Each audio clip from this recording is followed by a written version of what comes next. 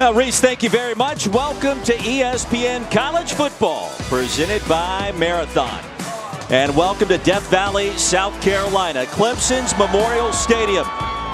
Number 10, Wake Forest, 9-1 on the season. The Deacs are in town and a championship on the line. The Atlantic Division title, if the Deacs win it. Tigers still need some help, but Clemson has won its last 3 and playing better football as of late. So great to have you with us alongside of Greg McElroy. I'm Roy Philpott. Alyssa Lang joins us on the sideline in just 1 minute.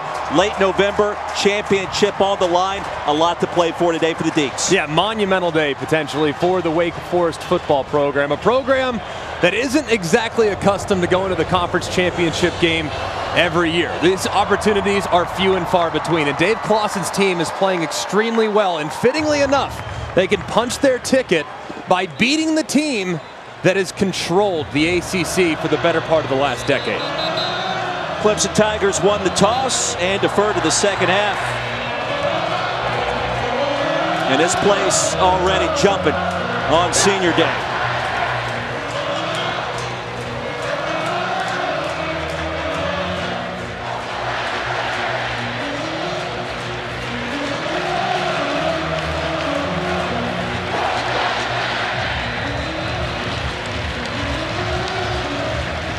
Taylor Moore in back deep to receive for the Deacs. And B.T. Potter set to kick things off for the Tigers. What a time to be alive. A touchback, and Greg McElroy, this Wake Forest offense, certainly unique. Very different. They do what you call kind of a slow ride mesh, but it's based in triple option principles. If you look at where the mesh point happens, the ball goes into the belly of the running back at about 4 yards. That decision happens very quickly. Here's a traditional triple option offense. The Army team right here, 3 yards. Mesh takes place a little bit behind the center in a good spot, but similar spot. But here's what gets really difficult. They get you on islands. They rock you to sleep with that RPO action. They get one-on-ones, and they have an elite wide receiver core on the outside. They throw it over your head with those one-on-ones. So a very difficult offense to diagnose and defend. Sam Hartman, the Wake Forest quarterback, and he's going to be sacked back inside the 20. James Skalski, the senior, brings him down. Not the start you want if you're Wake Forest, but this is the challenge. This Clemson team and their personnel, they're going to bring pressure. They're going to bring blitzes. Brent Venables is going to be very aggressive to try to speed up that slow mesh that Wake Forest likes to run. 2nd and 16. Hartman with time across the middle, incomplete. And just like that, Greg, it's 3rd down. And these are the situations you have to avoid if you're Wake Forest. You have to stay on schedule because this Clemson pass rush, it was somewhat stagnant the first 7 weeks. The last 3, they've started to come alive. Christian Turner in the backfield. He'll get the start today in place of Justice Ellison, who's injured.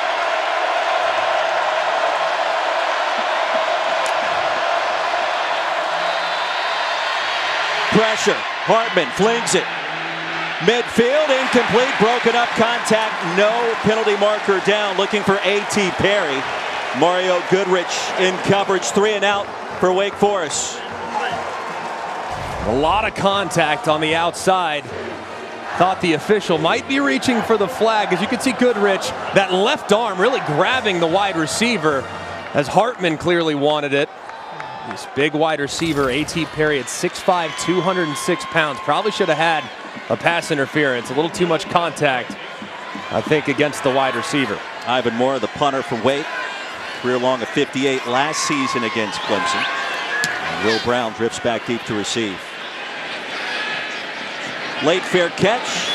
Signaled for and made at the 31 as we check in for the first time with Alyssa Lang. Well, guys, that first Wake possession was exactly what Clemson linebacker James Skalski said they had to do all day. That's attack the quarterback, make this offense go fast. He called him weird. He called him different. It means we have to win all of our one-on-one matchups, make sure we are playing sound because you can't give them anything. He talked about knowing those wide receivers are good when they're in one-on-one battles as well. So getting to the quarterback was their number one emphasis. They did it really well just now. Will Sweeney gets the start with all the injuries at wide receiver for the Tigers this afternoon. And Will Shipley, the running back, on first down, incomplete, looking for Davis Allen. And DJ Uiagalelei One of the biggest guys coming into the league, or coming into this season that you thought would be in the Heisman mix, just hasn't ever really materialized. You see the inaccurate throw there. He's been very up and down, trying to find his confidence here as the offense trying to find its footing. Shipley out a week ago against Connecticut. And a big run straight ahead. Broke through the line of scrimmage, stopped at the 49 by J.J. Roberts. That's a gain of 17. And this is a great job by Shipley in the open field, making a guy miss. Good cutback. He's got an opportunity at the line of scrimmage to make the tackle, but you saw Mustafa just miss. Great move there by the true freshman. He has been really the lone bright spot for this Clemson offense. Time for Uiagalelei. Pass caught. Collins has it. And another first down. That's Bo Collins, a freshman from L.A. And if you watch DJ Uiagalelei, he's so gifted, has so much talent, but it's been very up and down. When his feet are set and he knows where he's going with the football, he's decisive. He can make difficult throws look very easy, like he did right there on the deep corner. After a gain of 16, Tigers on the move. Their first possession, Shipley straight ahead will push the pile. And a gain of 3 yards on first down. In this offense, a lot of blame has gone to DJ Uiagalelei, understandably so. The quarterback's naturally going to be the lightning rod for criticism. Oftentimes, too often, in my opinion. But he hasn't done it by himself. This offense has had a lot of adversity, a lot of injuries, and has had a bunch of different faces around him throughout the course of this 10-game season. And it's so important for him to get off to a great start today, just from a confidence standpoint. Allen was open. And the pass sails high and incomplete. That's one that DJ's got to hit. And if you watch him, his miss has been a little high. He's early. There's a good read on the RPO, but it's difficult to overthrow a guy that's 6'6". And you see a little early, a little bit too far out in front, just missing off the mark for the quarterback. Just the one completion thus far. 3rd down and 7. Pressure, backside, Uiagalelei, incomplete. Dakari Collins breaking open again. And it's 4th down. Let's see whether or not Clemson's going to decide to go for it. They will not. But a couple of errant throws there. That last one, because of the cornerback pressure, DJ did a good job of releasing it. Had he held it any longer to allow that receiver to get into the middle of the field and take advantage of that hole in the zone, he would have likely been sacked. And to the backside, it could have very easily resulted in a fumble. So here's B.T. Potter, 14 of 18 on this season. This attempt from 50. And Potter, plenty of leg strength, drills it right through. Clemson on the board first, 3-0. Well, an interesting start in Death Valley. Wake Forest on the road. Work to do.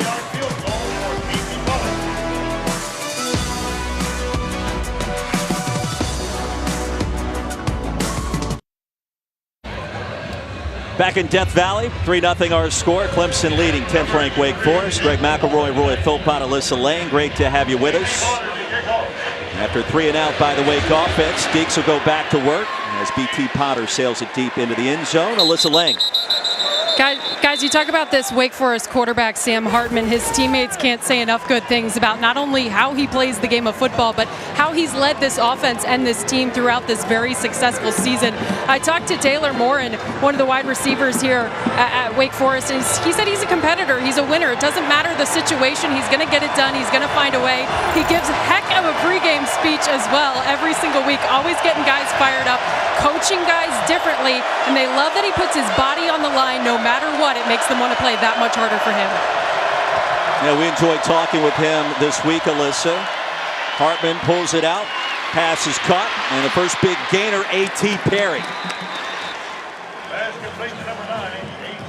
And if you look at Hartman, man, he's just a warrior. I love his mentality. The guy's willing to throw his body in front of edge rushers. He's willing to do whatever it takes to give this team a chance. After a gain of 16, Turner gets a touch. Bolts ahead to the 45 and stopped there. Trenton Simpson, Nolan Turner combined to make that stop. And this offense puts a lot on the quarterback. He's got to be really sharp with his eyes and make great decisions as he's riding that slow mesh in the backfield. After a gain of 4, Hartman, pressure, down he goes. Sack number 2 for the Clemson defense. Etiosa Rubin. Yeah, and you're going to see him. He works across the center's face. And this will be very difficult for Wake Forest offense if they can't hold up in protection. This Clemson defensive line, supremely talented, starting to reach their potential the last few weeks. Here comes pressure. Hartman! Sacked! Trenton Simpson bolts through. And the Clemson defense flexing early at home. And this is just a great design here.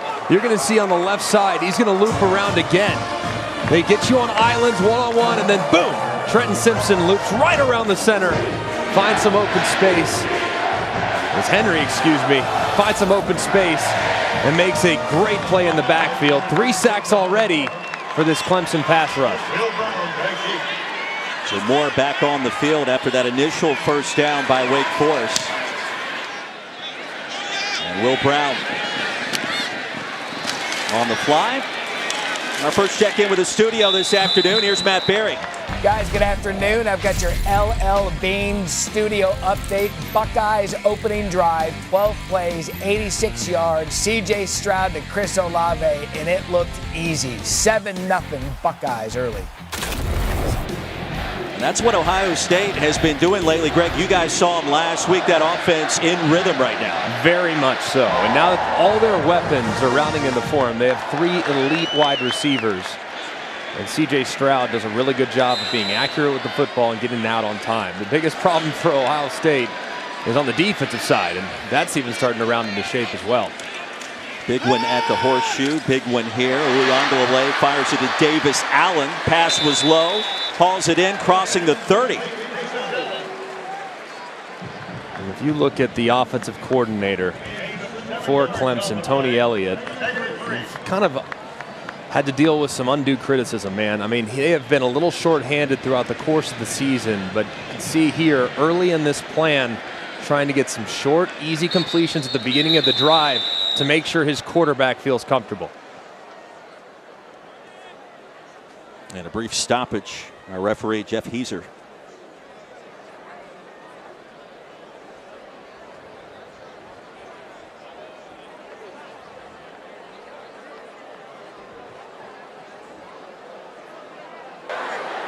First charge timeout.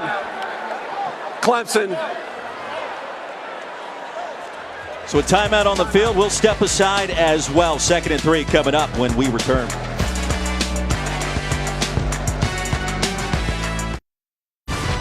ESPN College Football is presented by Marathon, driven forward, and in part by Liberty Mutual Insurance. Only pay for what you need. Senior day in Death Valley. Will Sweeney got the start because of all the injuries at wide receiver with his mom Kathleen and of course the head coach. First time son of the head coach at Clemson's gotten a start in a game since 1963. And you see Jake Venables also a factor with his Clemson defense, honored earlier. Greg McElroy, Roy Philpott, Alyssa Lang. A crisp Saturday afternoon in Clemson. 10th ranked Wake Forest with a win today. They'll clinch the Atlantic Division. Tigers have it. 2nd and 3. Quick toss to Allen. That'll move the sticks. Stop near the 40.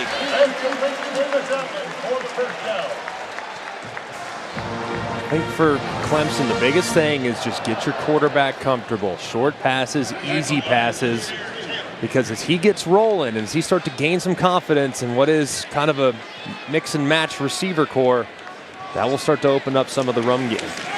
Fake it to Shipley. Uyunglele, plenty of time, wants to heave it, finally does, and nearly picked off. Gavin Holmes with the coverage, the freshman. Oh man, very lucky there that Gavin Holmes wasn't looking in the backfield, because if he turns his head around just a little bit quicker, this ball is going to be intercepted. As you can see, the ball's thrown way behind and late too. You can't be late. I don't care how big your arm is. You can't be late that far down the field. Couple of misses. Uyunglele, Shipley over the left side for a nominal gain. I think the run game too needs to be big for Clemson today, and not just Will Shipley. It has to be DJ involved in the run game as well. He's not at 100%. That right knee and the brace, it's been a little bit beat up this year. but he needs to be a factor with his legs as well. Take some of the pressure off that offensive line. Third down and long. Uiagalelei with a sprained PCL. You see the massive knee brace that Greg just referred to. His mobility certainly in question. Surveys backside pressure.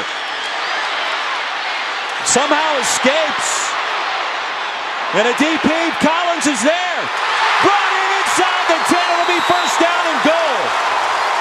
Oh my goodness.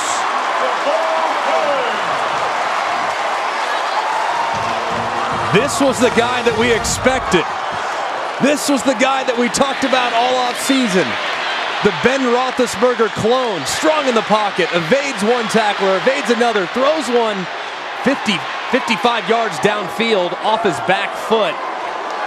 And the receiver makes a great play. Bo Collins high pointing the football. Just an amazing play by the quarterback and a great catch by Collins. A freshman for 52, first down and goal. Uiagalelei towards the goal line and stopped inside the 2.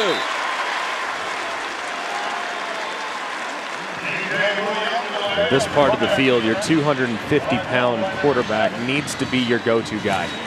Just pound the football. 250 shouldn't be stopped in short yardage or in a goal line situation. I would hand it to him 3 straight times and see if he can't pick up these couple yards against a Wake Forest defense that's reeling a bit. On second and goal, handoff. Shipley, end zone. Did he get there? Third down and goal. It's really close. Let's take a peek. Of course, it's the ball across the plane. I think it's a good spot. It's a good job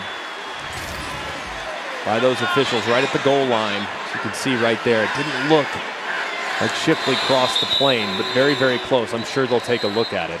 Our replay official Mike Shepard. Miles Fox met him at the line. The runner was stopped short and on the DJ goal line. Taylor. That play is under further review. Helped bring him down.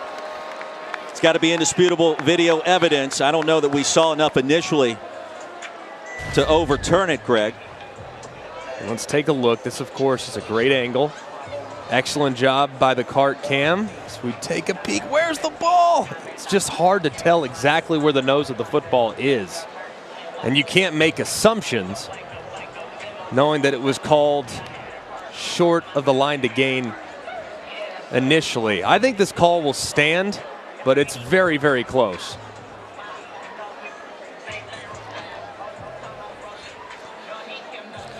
Matt Austin, our rules expert, analyst, joins us. Matt, anything there that convinces you to overturn this call? No, actually, I agree with Greg completely. You just can't see the football. The running back's doing a great job of covering it up to maintain possession, and you just cannot see if it did break that front edge of the goal line. So, well done, Greg. How about that? A little vote of confidence for Greg McElroy. Yeah, he's saying that now on the air, but he's going to text me in a second, say that was the most. I'm not going to bury you on national television, but I want to. That's what he's going to do. I know what Matt's thinking. It's really close. You just can't see the ball. I mean, if it was called a touchdown, it would stand. But since it was called short, I think it will stand as well. After further review, the ruling on the field stands. Third down and goal. You got DJ Uiagalelei back there. You got Will Shipley. You got to think this one stayed on the ground. Yeah, if you don't get it here, you go on fourth. Challenge that offensive line, a group that's had their fair share of ups and downs this year. But an opportunity here to make a statement early in a physical way against Wake Forest. Deeks 9-1, ranked 10th in the country, but Clemson was the actual favorite today. And a lot of people around these parts talking. Uiagalelei under center straight ahead, and I don't think so. Line of scrimmage collapsed quickly. The leverage was there on the Wake defensive side of the ball. And a massive humanity will make it fourth and goal.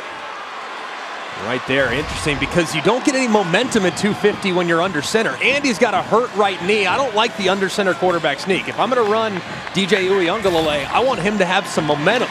So I'd start him in shotgun like he is right here. Allen in motion, fourth down and goal. Handoff, Shipley for the touchdown.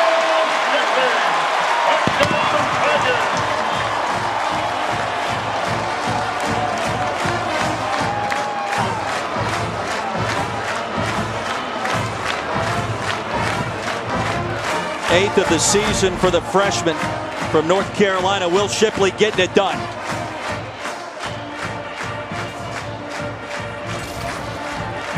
Just a great job there by the left side of the offensive line. Hunter Rayburn just securing the left side and allowing Shipley to break through.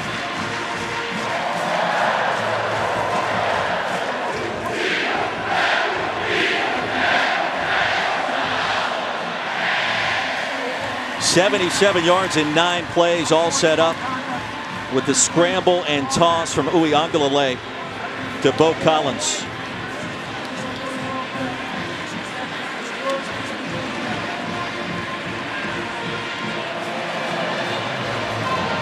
What a start for the home team on senior day.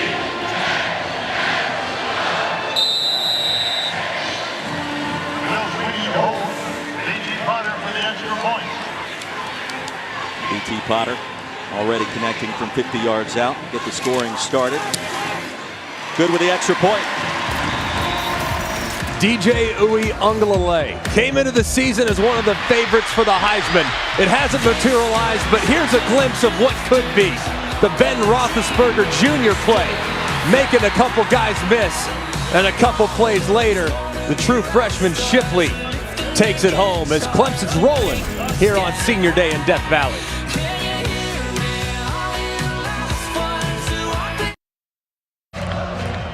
Back in Clemson, South Carolina, student section is rocking. The Tigers leading 10th ranked Wake Forest by 10, just underway. Another touchback as we say hello once again to Matt Berry. All right, guys, Rocket Mortgage studio update time, and it is getting late early in Columbus. Second possession of the game for the Buckeyes. Stroud, Garrett Wilson, 77 yards, and no one fast enough to catch it for Michigan State. 14-0 in that one midway through the first quarter. Checking in with Oklahoma. Need to bounce back against Iowa State.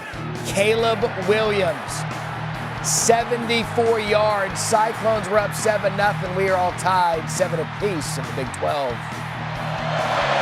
Matt, thank you very much. Screen pass, Roberson bottled up.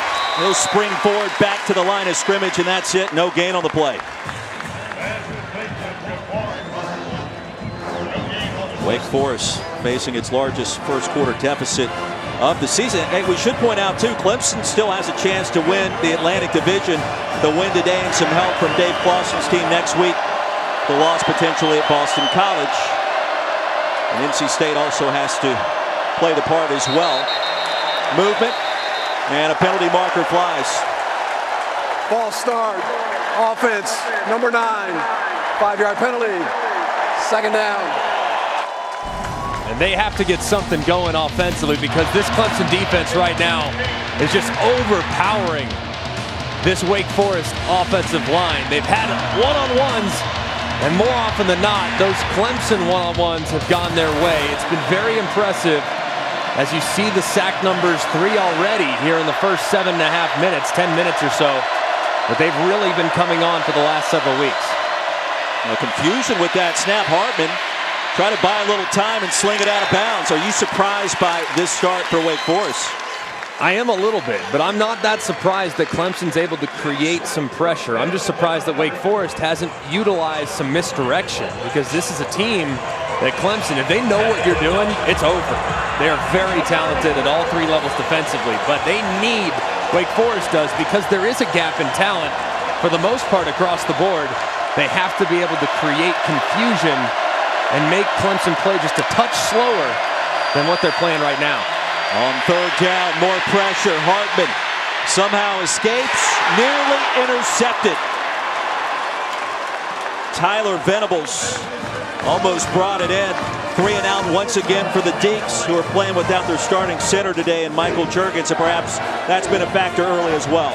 I think it has, and they just haven't really held up in the front whatsoever. It's not just been on the edges, though. It's been up the middle as well. So Clemson bringing pressure, and Brent Venables, so far an excellent plan to try to neutralize what's been one of the most potent offenses we've seen in college football this year. And Clemson has not lost to Wake Forest since way back in 2008. Final game, Tommy Bowden is the head coach here. Dabo Swinney took over afterwards. And it's been dominated by the Tigers, and there goes Will Brown. Will Brown with a pass. Brown on his way. Touchdown.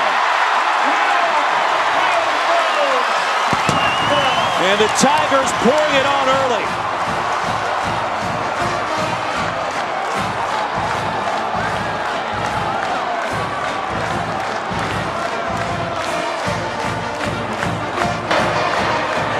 Rolling on the field as the receiver gave a fair catch signal. The ball be placed. First down, Clemson. Wow. And it does to me, it looks like that right arm does go up just enough. There it is, right there. How about that turn of events as Will Brown, our rules expert, Matt Austin. Matt, that looks like a fair catch signal to me. They're very ticky-tack when it comes to those. Well, they certainly are. Any waving signal by the receiver is a fair catch signal. This one's not much, but he does get it above his waist. He waves a little bit. It's enough to make at least one player slow down, so that's why it kills the play.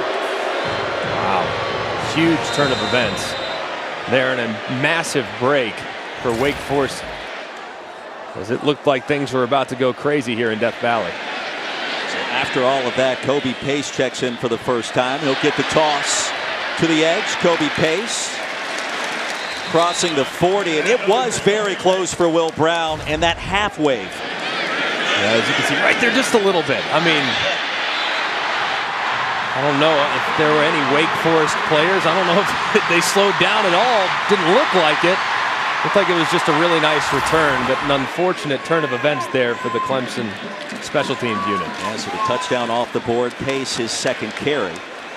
And he'll push the pile. Should be enough for a Clemson first down, and that'll move the chains. It's not often, as you see number 10 Wake Forest back against the wall, it's not often that it's been their defense that's bailed them out. And that's what they need right now, badly, because this Wake Forest offense at this point hasn't given us any confidence whatsoever. So their defense desperately needing a stop right now. The only thing that stopped Clemson so far has been a couple inaccurate passes and a fair catch signal. A crease, and Pace tripped up from behind after another big gain. DJ Taylor got there. And here comes tempo, and now an injured Wake Forest player. Tyler Williams, backup defensive tackle.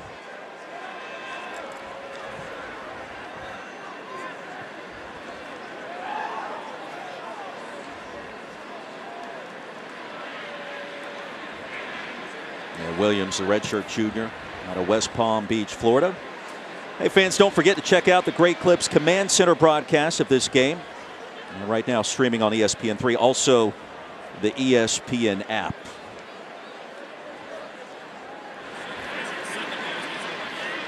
And Williams assisted to his feet. Mentioned Clemson's possibilities of kind of sneaking in the ACC championship game, Greg, and they need a little bit of help. They got to win this game today, of course. Wake has to lose in Chestnut Hill next week, and then NC State has to lose one more time. But you win this game, and all of a sudden the percentages jettison upwards from 10.6 where they are right now. And this is a team, too, I mean, kind of left for dead, right, after the performance there in the middle of October. Now they've started to kind of find a little bit of a rhythm, and have done so, by the way. It's not like they've gotten healthier, guys have come back.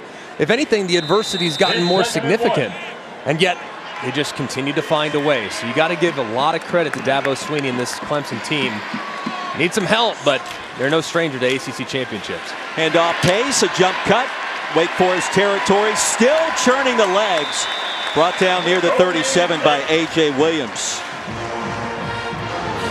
You see the 6 consecutive ACC titles. They'd love to make it 7. They need some help to get it done. Clemson without the services of E.J. Williams today, another starting wide receiver. We talked about the injury to DJ Uiagalelei's knee. He's also got a splint on his hand, his throwing hand, Greg, which and you know as well as anybody how hard it is to throw the football just in general, but you got something on there disrupting your touch to the pigskin. That's an issue. Deep ball and incomplete. Collins breaking free. And you reference, as you look closely at DJ Uiagalelei's hand, it's not just his hand, It's his index finger, which is the last part of your hand that's on the football as you release it. You're probably not going to get a real true spiral. You're probably not going to get great rotation, and your touch is going to be completely off. So for him to be a little bit off the mark today, at least early on, is not that surprising, knowing that he's dealing with an injury to that finger. Pace, running back, straight ahead.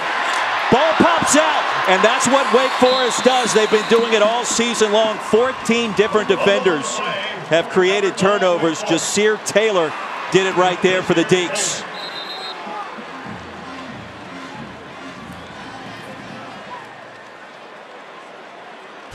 And man, we mentioned it. What a play by Wake Forest defense.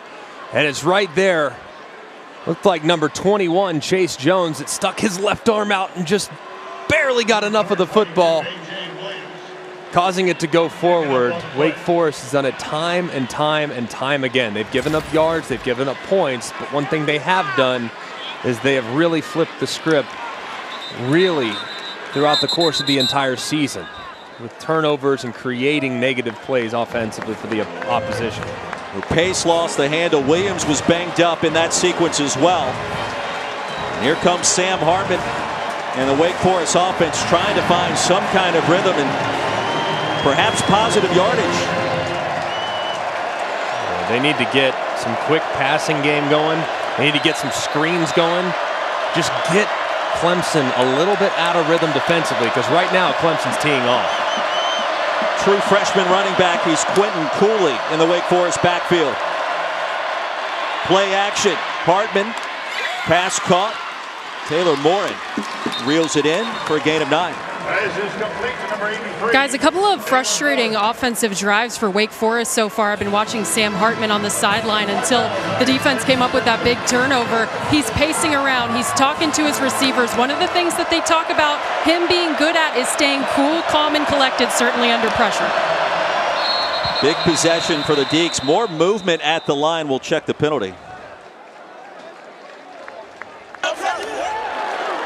Prior to the snap, false start. Offense, number 74. 5-yard penalty. Second down. You see the offensive coordinator, Warren Ruggiero, for Wake Forest. Very cerebral staff. Really thoughtful, really smart, and unique with how they use that RPO mesh. Very different. It's been fun to study and fun to watch throughout the course of this season. Roberson in motion. On 2nd and 6. Hartman again pressured, and down he goes.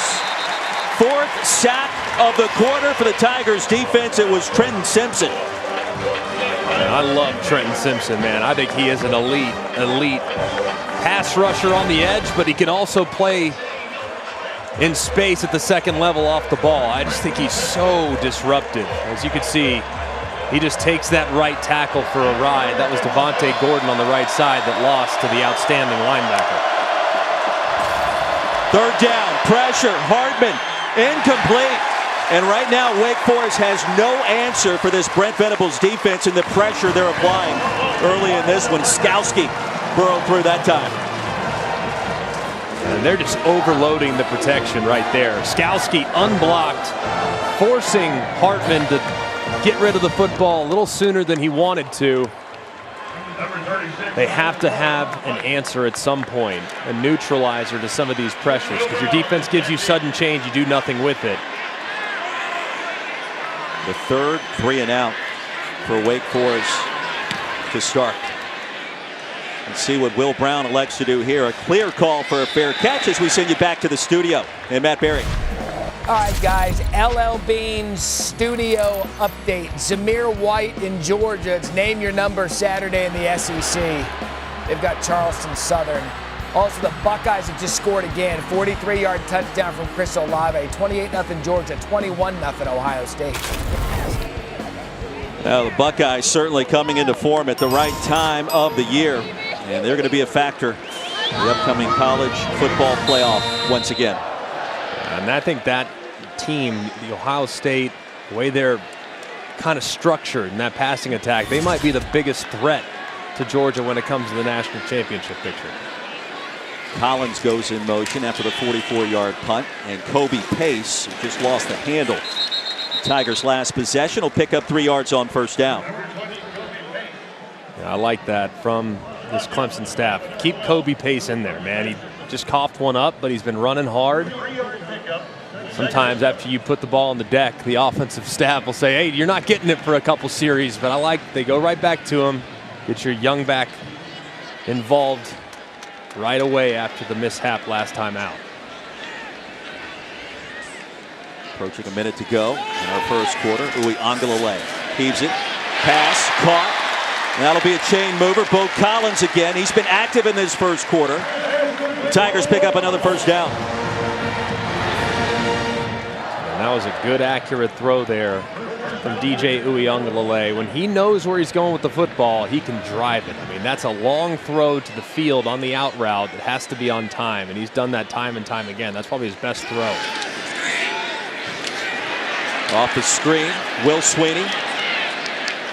Pick up a yard, maybe a yard and a half, and that's it.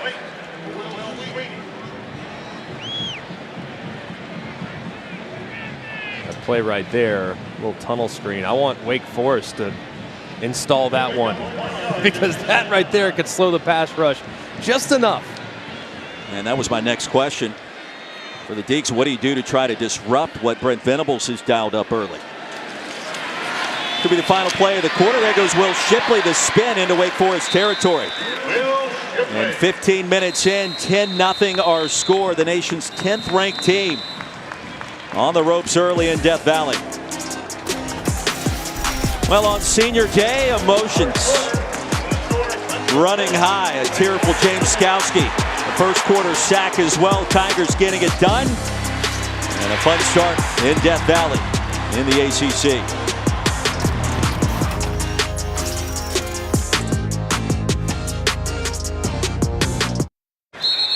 Third down and 4 to start our second quarter back at Memorial Stadium.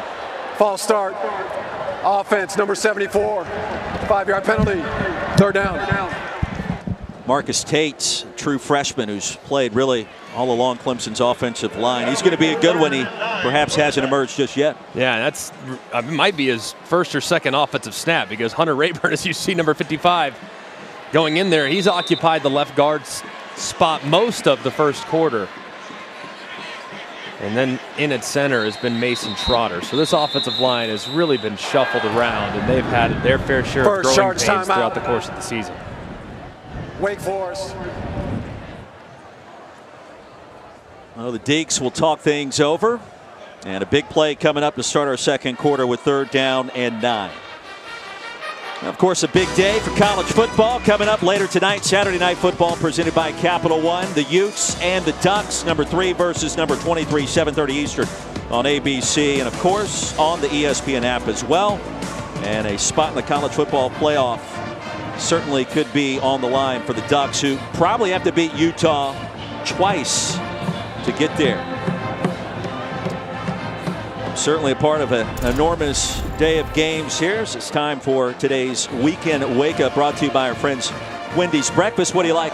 I like it all. I'm very interested to see what kind of Virginia Tech effort we get tonight.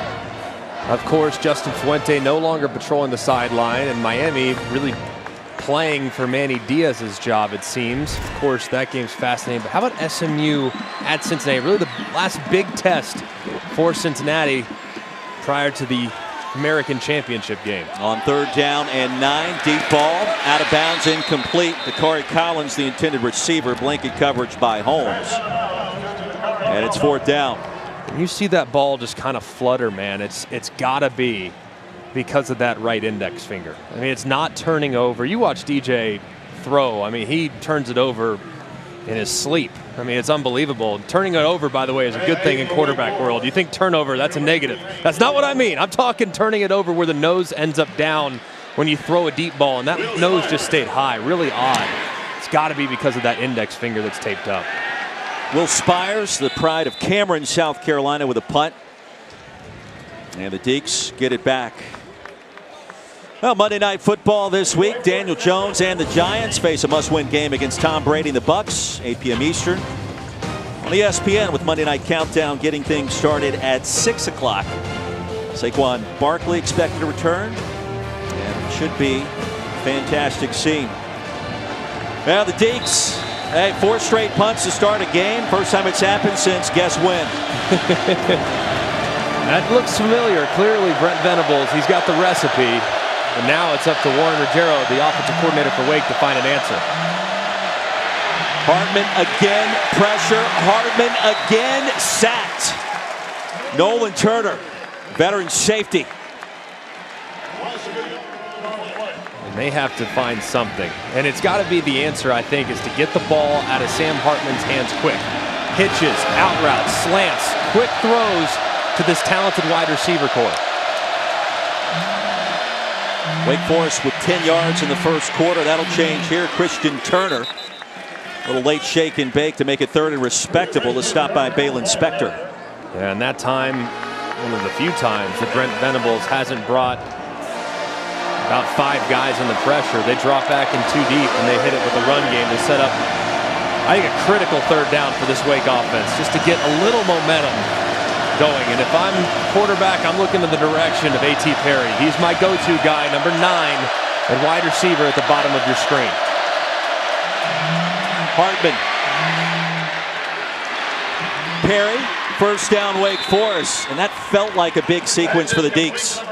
It's huge, and that was a great job, too, of A.T. Perry coming back down his stem. Route takes a little bit of time, but looking to work back to the quarterback. Really finds his way and makes it easy on Hartman, who throws an accurate ball. Hartman now feeling it. Another pitch and catch and a first down to A.T. Perry. If I'm Clemson, I don't want him to get going. That dude will take over the game if you let him. Now look at the pace. Breakneck off the screen. Keyshawn Williams close to first down yardage. Give him 9. You see this quick passing game. Just keep going. That time, Clemson bringing some pressure off the edge.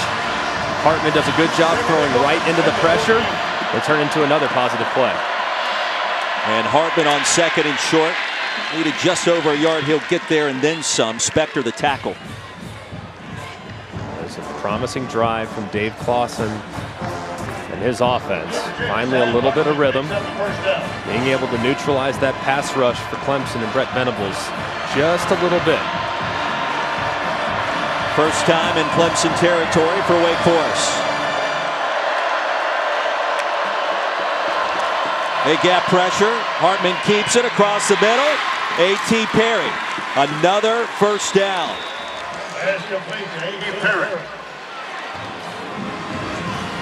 I want you to see, when we take a peek again here in a second, just the effect that this has on the second level defenders for Clemson.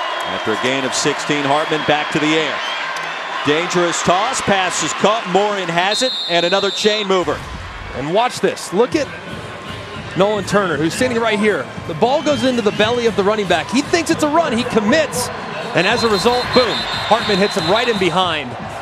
And that's what this offense is designed to do. It's designed to make you commit to whatever it is you're going to try to stop. The run play there, boom, it's right in behind you. You can't be right when this Wake Forest offense is clicking.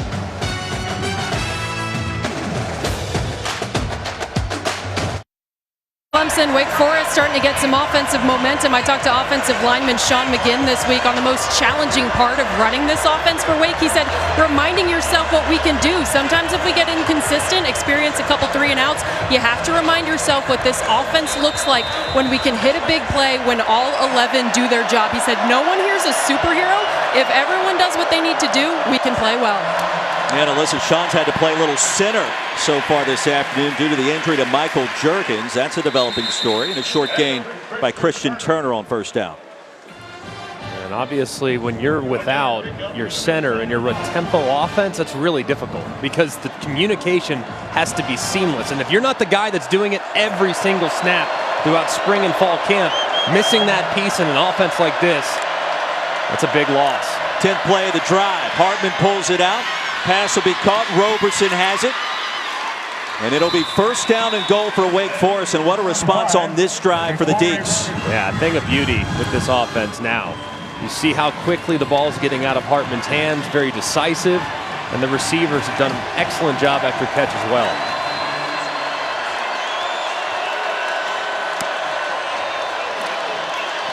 Turner, a gap, nothing there. And stacked up near the 5, it'll be 2nd and goal. And this part of the field too, especially on the left hash, as you can see the signalers for Wake Forest getting that play in as fast as possible. I want to move the quarterback. I want to roll the quarterback out to the right. Give him that run pass option to the field if he likes it, because things get very difficult to run it between the tackles. On cue, Hartman the pump fake, trying to make something happen. End zone and incomplete. It popped out of the hands of Roberson at the last minute in the back quarter. 3rd and goal. Pretty good throw there. One that would have been a great catch, but one that Roberson, being the talented receiver that he is, got the ball behind your back too by Hartman. Nicely done to evade the would-be tackler. Roberson on the outside on 3rd down. 13th play of the drive. Hartman all afternoon to toss it. End zone. Broken up and incomplete. Roberson again, the intended receiver, Andrew Makuba for the PBU.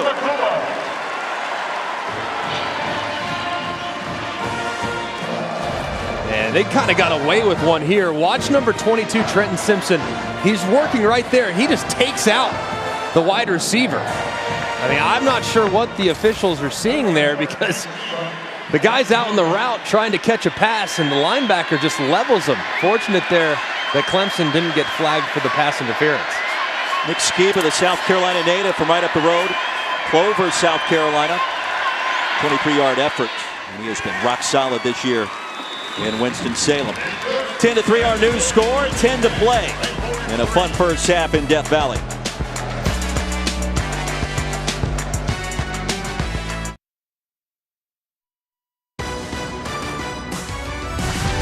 ESPN College Football, presented by Marathon, is brought to you by Chick-fil-A. Try a peppermint chip milkshake, the mintiest way to share the holiday spirit. Available for limited time. And Allstate. Save money like a champion with Allstate. 6 straight ACC championships for Dabo Swinney and the Clemson Tigers. Wake Forest trying to change that this year with a win today. They certainly would. Dix would clinch the Atlantic Division and head to the championship game in Charlotte for the first time since '06. Ivan Mora. Kick things off. Will Shipley back deep to receive. Here on Senior Day in Death Valley, Greg McElroy, Roy Philpott, Alyssa Lane. Great to have you with us. Championship on the line in late November. Short kick. And Shipley waiting for the convoy to arrive. Nice return. Stopped at the 29 as we check in again with Matt Berry. Well, here's what's going on at the shoe. Julian Fleming, touchdown. 17 straight completions for C.J. Stroud, school record. 28-0 Buckeyes. Holy Toledo, Batman. Ohio State getting it done in a very big way once again, Greg. Can't say I'm that surprised as you see Will Shipley, who had a nice return just a second ago, walked a little bit, a limp to the sideline. I think he was favoring that left leg, something to monitor as we move along. That foot injury kept him on the sidelines last week against UConn. Kobe Pace checks back in, an early fumble, but a nice rumble there. And a first down for Clemson. Luke Masterson ushered him out of bounds after another big gainer. And so far, given the fact that DJ is not at 100% with that right index finger, causing him to be a little inaccurate, I'm very impressed with the offensive plan that Tony Elliott's rolled out. Their commitment to the run game and trying to get it on the edges a little bit. Jake Brenningstool, the tight end, split wide. He'll get the target. And incomplete coverage by Holmes. As you see, DJ Uiagalelei has had his fair share of ups and downs this year. That ball thrown a little bit too early. This one way behind the receiver, a little off the mark. Here on a deep ball, throws it just a little bit too far, just the tiniest bit off, and Here's the last one. As you see, a hitch should be thrown to the left pec of the wide receiver. He throws it upfield. Lucky that wasn't intercepted. Did you say the left pec? Yes. Pace. Stopped short of midfield by Bothroyd. That'll bring up third down. Just double checking. Well, accuracy, throw to a spot on the body, not just to the body. So as a quarterback, that's what you're aiming at on the toss. Correct. You're aiming on a hitch route to the pec or the shoulder away from the defender. That time, DJ threw it a little too far upfield on the last attempt. Tigers 1 of 4 on third down. They need 4 to keep this drive alive.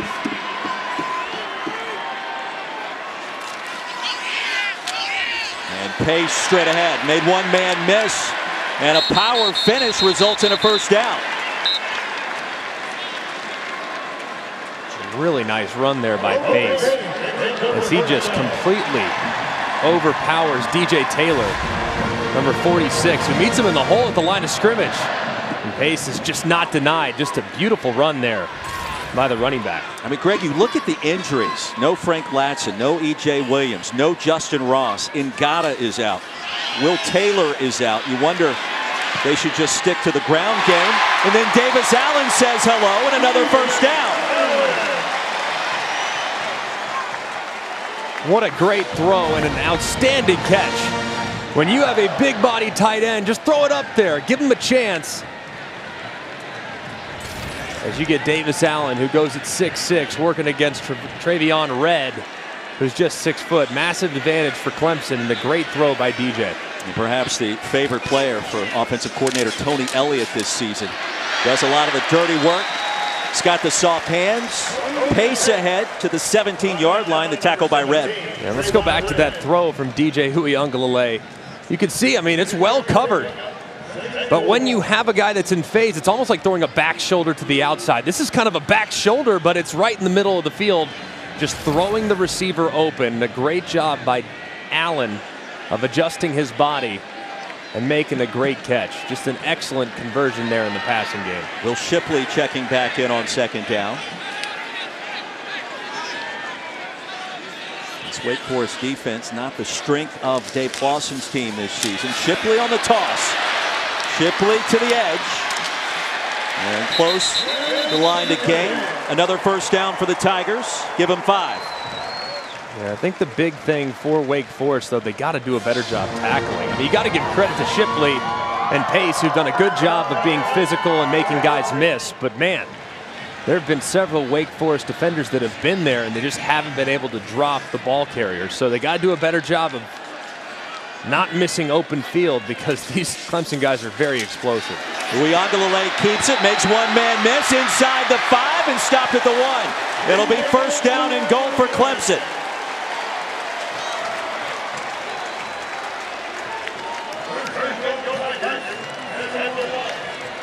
You can expect much of the same. Just continue to hand the ball. Lean on this Wake Forest defense. Don't try anything unnecessary. Just pound it. Shipley. And stood up at the 1. I know that DJ is not at 100%. That right knee's been bothering him with that PCL, but every time someone else touches it down here, I'm still kind of shake my head a little bit. You have a 250-pound quarterback that runs decent. Allow him to just plow his way into the end zone. Quarterback power, and just mow the defense down. I would run that over and over again from the 1 if I were Tony Elliott. 10th play of the drive for the Tigers. On the move once again. Uiagalelei lost a yard. And clearly you can see the PCL strain bothering him on any attempt on the ground this afternoon. And Dabo Swinney have to figure something out on third down. What do you like? Yeah, that was a great job there on the end of the line, but just a little bit too slow developing there as Wake Forest was able to crash down. Maybe something off tackle is probably a good spot. Wake Forest selling out right now inside. Maybe they try to stretch it and get it around the edge just a little bit. Power formation. Now Uiagalelei comes out. Shipley the jump pass. Allen end zone! And he got it! Penalty marker is down. Let's check the infraction.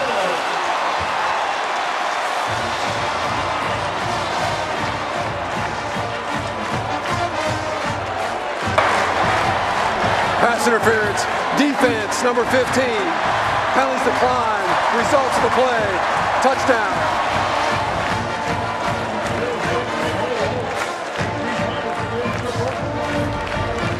Look at the throw. It's almost end over end. It's like a jump shot, like a runner. Brownell is probably watching from Charleston right now. He sees that. What a great play and a beautiful catch by Allen. A little trickeration puts 7 more on the board for Clemson. Great answer there from the Clemson Tigers. Will Shipley, freshman running back, getting it done. Davis Allen off the carom. Why not? 17-3. Wake Forest gets the ball back when we return.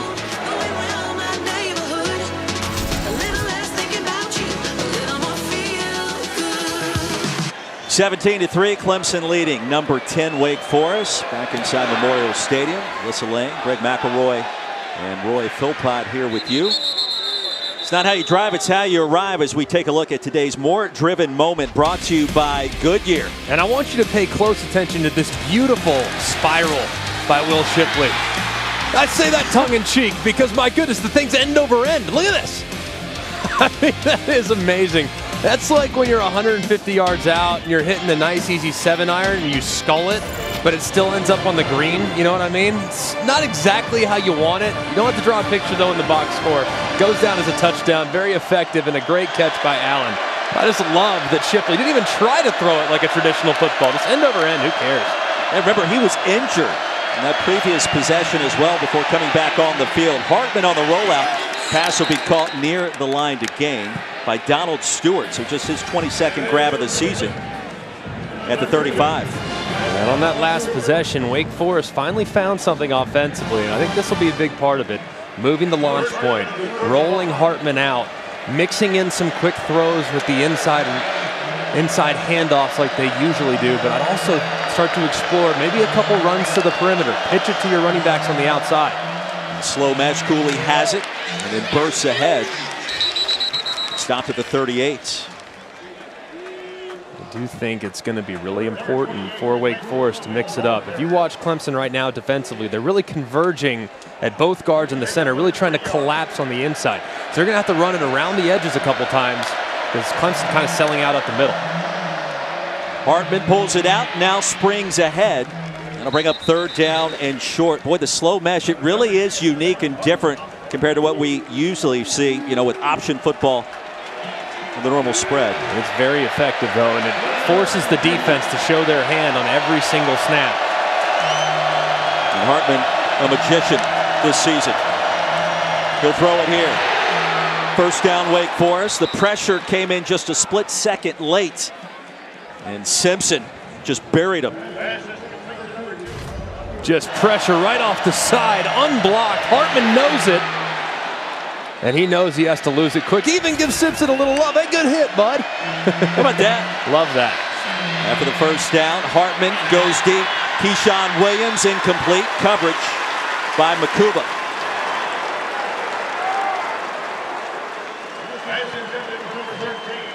Like pretty good coverage there, as you can see Keyshawn Williams wanting a flag. Ball slightly underthrown there by Hartman. He's got to get it out just a little bit quicker, give his receiver a chance, but I think it's a good no call by the official. Makuba looks around, tries to make a play on the football. That's well defended there by the freshman safety. 5 at the line for Clemson on 2nd down. And more movement. We've seen a lot of this early, Greg. False start. Offense, number 50. 5-yard penalty. 2nd down. Zach Tom, the guilty party, and Dave Clawson imploring that there's something happening at the line. Yeah, and I think that's one thing that you're going to have to monitor. Right now, Clemson's moving a lot. They're stemming before the ball is snapped, and it's causing Wake Forest some discomfort. They've now had 3 false start penalties, and you, of course, can't get behind the sticks against a team that's this good at rushing the passer. Tigers already with 4 sacks on the afternoon. Hartman a clean pocket. And Roberson hauls it in Clemson territory. Let's see whether or not Brent Venables decides to bring pressure here. He's had some success on 3rd down, bringing heat. It looks like it's coming again. Right now at the top, this is a flat top defense. Right now it's looking like pressure here and here. There it comes. Across the middle, Roberson, and that's a chain mover. Tripped up, and I mean a shoestring tackle at the last possible moment. Otherwise, that's a really big gainer. As Tyler Venables stopped him. And that was a good job there by Warren Ruggiero, who obviously recognized the pressure was coming. They had to dump it. Hartman. Roberson turns around, makes the catch. It'll be 1st down and goal. Working against Makuba that time. And Wake in business. It's a great job there by Roberson, tracking the football on the back shoulder. Really nicely done by the excellent wide receiver. And Ruggiero now has gotten into a bit of a rhythm calling these plays, finding some isolations and finding some opportunities in the passing game. But right here is where they have to convert. Their drive stalled around the 5-yard line the last time Wake had the ball. After a gain of 31. Here come the Deeks. 9-1 on the season, 10th in the country. The give, Cooley straight ahead and rolls down inside the 1. If I'm Wake, I would just go right back to it. Same play. I'd try to hit it in a hurry. Hartman under center, tries the left side and nothing there. So difficult. If you're Wake, it's 4-down territory, no doubt. Defense struggled so far today. 4-down territory as Hartman's now going to go off the field, and they're going to opt to go with that Wildcat package that Wake's used throughout the course of this season. Christian Turner checks in at running back. Quentin Cooley on as well.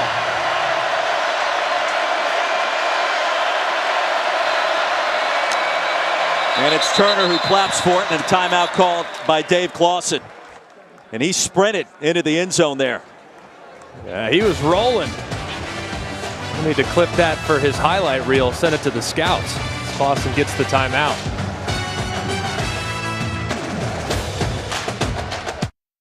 Clawson used to play back in the day. Watch this, a former defensive back. The fire blitz. Look at the twitch. Look at it. Look at that. Put it on the reel. That's the highlight reel for the coach right there. Good twitch as he gets the timeout.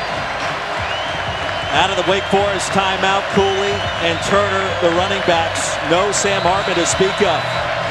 3rd and goal. Did they dare try the jump pass like Clemson just ran? That would be juicy. Turner, right side for the touchdown, and a big play for Wake Forest, the Deeks. And Dave Clawson right back in it.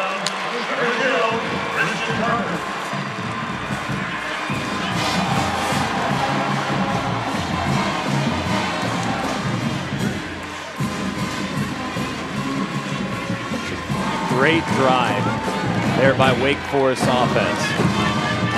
Finding some isolations in the passing game, neutralizing the pressure with a quick passing attack, taking advantage of Clemson's aggressiveness.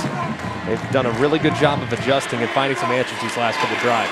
Yeah, Deeks 3 for 3 on 3rd down, including that 3rd down conversion for the score. This is a great run here by Christian Turner, just lowering his shoulder and finishing forward because that was well defended. I mean, there were 2 Clemson defenders that were right there. But Turner would not be denied as Clawson sees his running back plunge into the end zone. Just a great job there by Wake Forest. Brent Venables is pressing all the right buttons those first few series. 4 sacks. Really nothing going offensively, but these last couple drives by the Wake offense, they've found something, and they're going to have to continue to adjust because you know Venables will now adjust to what they've answered with. You saw Dave Clawson there, and we talked with him extensively this week about showing emotions. It's not something the old ball coach has done a lot of, and we actually quizzed Sam Hartman and his staff. What's it like when Dave cuts it loose? And he kind of did that right there, Greg. A little bit. I mean, measured He's not doing backflips and somersaults, that's for sure, but these guys play so hard for him. I'm really impressed by this Wake Forest staff. We've got a good one brewing in Death Valley. Short kickoff, Parham's out of bounds. And the penalty marker flies. It's got to be frustrating now. End of half situation with a quarterback that's struggling with his accuracy. Kicking team. Ball be placed at the 35-yard line. First down. Matt Barry, what's going on? Hey, guys, coming up on the Lexus halftime report. It is 42-0 Ohio State with 5 minutes left in the first half. It is an absolute beat down at the shoe, plus Oklahoma in a good one against Iowa State, and Cincinnati, big one against SMU. Can they get out of there undefeated? Sam Acho, Joey Galloway join me coming up on the Gentlemen, we look forward to that back here in Death Valley. $1:20 remaining. Clemson gets it back. Another grab for Davis Allen. You guys have talked about the adversity that this Clemson team has faced all season long from an injury standpoint. Certainly not an up year when it comes to the standards that this Clemson football team holds themselves to. But something that Dabo Swinney said to us yesterday is we've come to expect adversity, whether it's on the scoreboard, whether it's in practice. We face it and we do as much as we can with it. We'll see what they do here to end the half. Yeah, Tony Elliott, Greg, said we're ready for it. We expect it. Bring it on. It's almost like they're embracing it, despite losing 17 players either to the portal or because of injuries. Yeah, and I mean, they've weathered the storm and they're still fighting. That's what I'm so proud of this Clemson team for, is while they might not be within reach of the playoffs or national championships like this program expects every year, but man, they're hanging in there and they're battling and trying to get through it. Time for Uwe Anglele. Pass is going to be intercepted off the bounce. And the Deeks force their second turnover of this first half. Mustafa picked it off. Early in the field, interception by the defense. First down, Wake Forest. What a great play by Mustafa off the deflection. Throw looked like it was pretty good. I mean, pretty tight spot, just a little bit behind Collins as it gets tipped up in the air, and Mustafa makes a great play on it. Just unlucky there by DJ Uiagalelei. Throw wasn't that bad. Shouldn't have resulted in an interception, but you got to tip your cap to the defense. Just an outstanding play. First career pick for Malik Mustafa. Malik got it done. Deeks get it back. Timeout to work with. And Hartman rolls out the pocket. And that's a first down grab. And a different Sam Hartman, a different Wake Forest offense these last three possessions, Greg. Yeah, and the answers that they've found. When Clemson's blitzed, he's thrown it quick. When they've brought pressure internally, they've run to the outside. When they've played passive and they kind of allow the run, they've handed it off. I mean, they've done a really good job of adjusting and finding some answers here in the final 15 minutes of the half. It's a 12-yard gain, third catch for Morin, and that pass incomplete. Looking for Roberson in Clemson territory. It'll be 2nd and 10. It'll be real interesting to see at halftime, because this is a Wake Forest team that, while they are very good at wide receiver, they really need to get the run game going. They haven't had anything going really throughout the course of the game, just 8 yards rushing. So they're going to have to find some balance in the second half, and it won't be easy against this Clemson front seven. Not easy as well without the services of Christian Beal-Smith. Hartman has his tight end Blake Whitehart. It'll be 3rd down and 2. No Christian Beal-Smith, Greg. No Justice Ellison today. And there is an injured Clemson player back at the 39. Appears to be Trey Williams.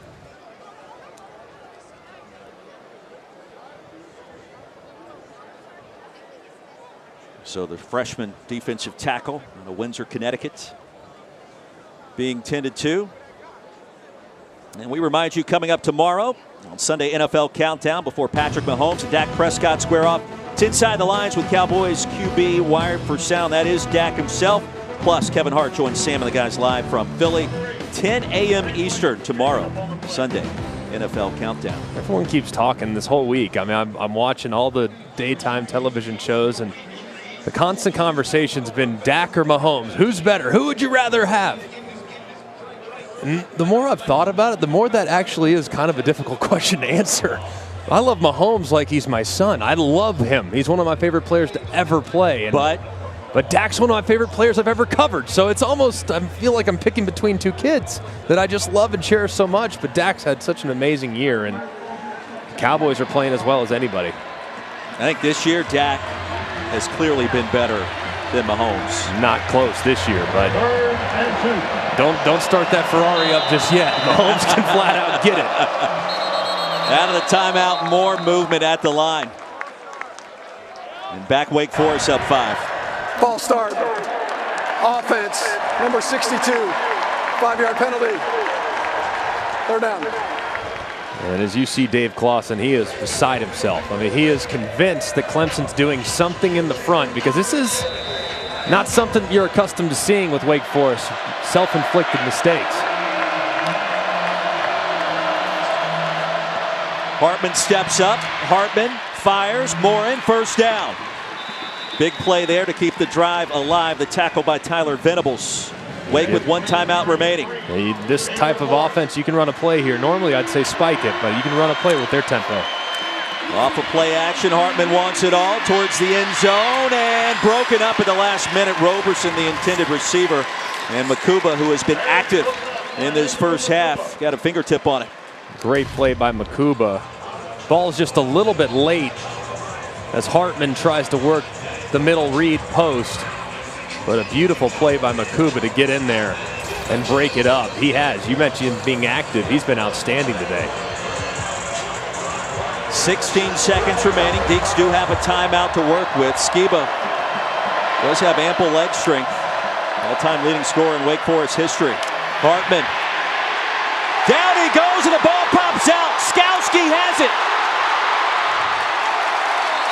And James Skowski on senior day makes another big play as Hartman did not sense the pressure coming from the opposite side of the field. And they'll look at this. Was his arm moving forward as the ball came free? Because that, of course, would result in an incompletion. Right there, it looks like he does. It's almost kind of like the tuck rule, but it looks like he brings it in. Right here, does he throw it? Yeah, no, well, it looks like the ground causes the fumble as well. And of course you can see is his knee down, a lot of things to unpack here.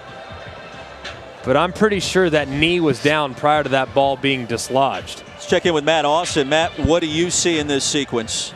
Well, I agree exactly with what Greg said. He has the ball in his hand all the way to the ground. I think he had his elbow and his knee on the ground before the ball came out. So I would not be surprised if this is overturned to a runner being down. And a great job by the officials letting the play happen. Because if you blow it dead there and say, oh, he was sacked, and all of a sudden it turns into a fumble, and then you have to have clear recovery. So a great job by the officials letting it play out. And then, hey, we'll clean it up on the back end. Just excellent job by this ACC crew.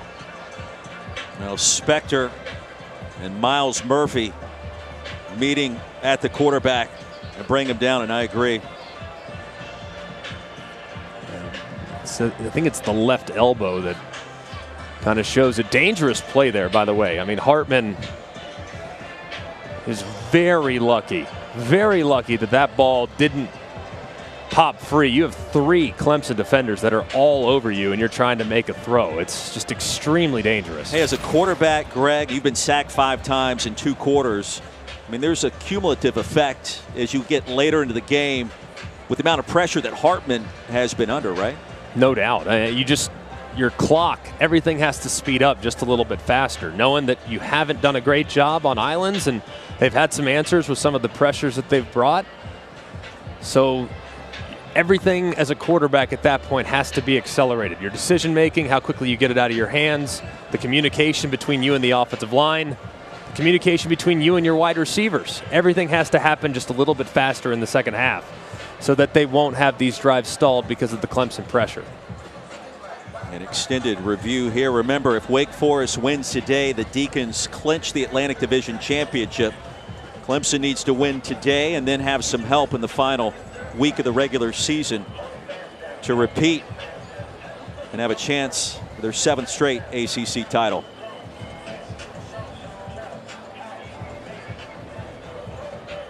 Probably double checking the time that should be left on the clock. after that last sequence as well at this point.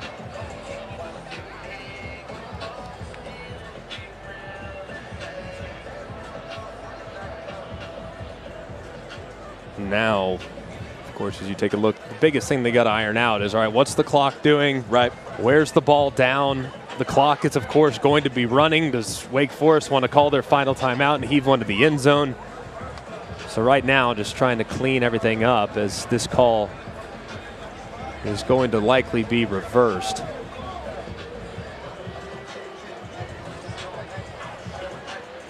So they'll put some time back on the clock for sure.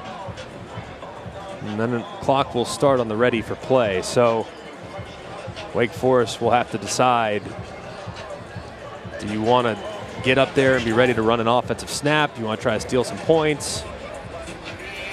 A few things for Dave Clawson to iron out strategically right now. The runner was down. Therefore, the ball be placed at the 47-yard line. Please reset the game clock to 13 seconds. Matt, they got it right.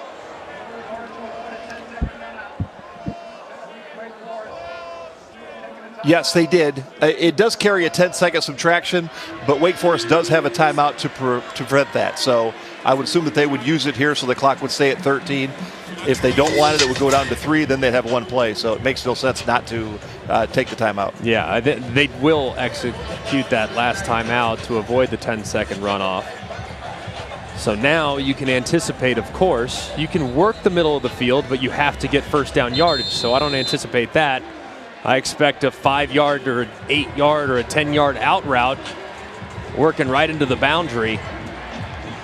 And see if you can't steal those 3 with Skiva's leg at the end of half. 3rd and 18 for Sam Hartman. Cool under pressure. You saw the smile. The weight of a potential Atlantic Division championship on the line today. Not phasing the redshirt sophomore. Let's expect an out route to the top or something like that to the boundary. Hartman with time, heaves it, Morin, and was it intercepted? Andrew Booth comes away with it. Now Hartman's thrown 5 picks in his last 2 games, the first this afternoon, and that'll thwart another potential Wake Forest scoring drive. What a great play by Booth. I mean, turning around, making a play on the football, just an unbelievable play there by the corner. Thing of beauty on the sideline, and not the end that you wanted if you're Wake Forest. Get greedy, and as a result, Clemson makes a great play to take this 7-point lead into halftime. Well, in a season of chaos in college football, Clemson trying to contribute to the cause.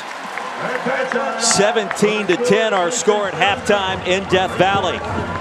Coming up right now, our halftime report. Let's send you to Matt Berry, Joey Galloway, and Sam Acho. Guys, thank you. Welcome back to ESPN College Football, presented by Marathon. And you're watching the ACC on ESPN. A beautiful look on campus at Clemson University, the Cooper Library. 17-10 our score. 30 minutes to go back inside of Death Valley.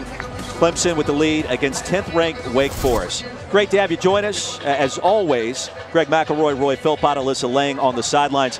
All right, so Wake Forest work to do in this second half to clinch the Atlantic Division. Yeah, weathered the storm, though, early. If you would look at the first couple offensive possessions for Wake Forest, man, they couldn't get anything going. They couldn't block Clemson, and they had 5 sacks before you blinked an eye. So it was pretty amazing to watch Wake Forest adjust, and then all of a sudden, boom, the offense became something that was actually a hindrance to something that became a strength yet again. So let's see if those adjustments continue to pay dividends, because this Clemson defense, they're able to do a lot of really nice things there in the first 30 minutes of this game. Sun splashing down, and a critical matchup inside the Atlantic Coast Conference. Closing in on the final week of the regular season in college football. Here comes Shipley. With a crease stop there, Alyssa Lang caught up with Dave Clawson shortly before halftime. Coach, what adjustments did you make offensively to get some momentum there? Well, the big thing is we got to make first downs. You know, they don't have a lot of depth, and if we can keep their one group in there and wear them down a little bit, we got a shot. But we had too many 3-and-outs. What will be the emphasis defensively in the second half? We got to tackle. I mean, we missed a running back, and the big play that led to a touchdown. We had 2 chances to sack them. We didn't get them on the ground. Thanks, Coach. Thank you. I like what you said, weathering the storm. It certainly felt like that as we got deeper into the second quarter. Clemson has it. Shipley, all kinds of real estate. Will Shipley into Wake Forest territory. Still on his feet. Stung at the 37 by Red. But a good start for the Tigers offense and a gain of 41. What a start there from Clemson offensively. They've done a really good job of running the football. Been a little bit hit or miss in the passing game, but this is going to have to be their bread and butter down the stretch. This is a Wake Forest defense that has all sorts of issues, especially tackling in the open field. On display right there. Just a great crease by the true freshman star running back out of Charlotte. Dave Clawson just said that to Alyssa right before halftime. Shipley gets it again, starting to get lathered up. Shipley across the left side in a 9-yard pickup. Close to another first down. Smen to the tackle. You can expect a heavy dose of this. And DJ Uiagalelei not at 100%. Has that right knee injury, the PCL sprain. And then he also has the right index finger that's been problematic. Been a little erratic with his accuracy today as a result. So you can expect a heavy dose of Shipley and pace in the second half. Yeah, 9 of 17 through the air for Uiagalelei. Shipley spins his way ahead back to the line of scrimmage, and that's it. Guys, I caught up with Clemson head coach Dabo Sweeney moments ago coming out of the locker room, and I said, what did you say to your offense? What did you say to DJ? He said, keep making plays. The few things that have gone wrong for us have been self-inflicted wounds. We have to make sure we hold on to the football, play clean football, continue to make big-time plays. Common denominator this season, especially on offense for Clemson. Kobe Pace checks in at running back. 3rd and short. Pace straight ahead, picks up the first down. Needed a yard, he'll gain 2. The tackle by Taylor, the drive continues. And you see right now, Wake Forest doing a pretty good job these last couple snaps at the line of scrimmage. Really kind of selling out against the run. If I were Wake Forest, that'd be my whole play. You have a beat-up wide receiver core for Clemson and a quarterback that right now is a little bit off target.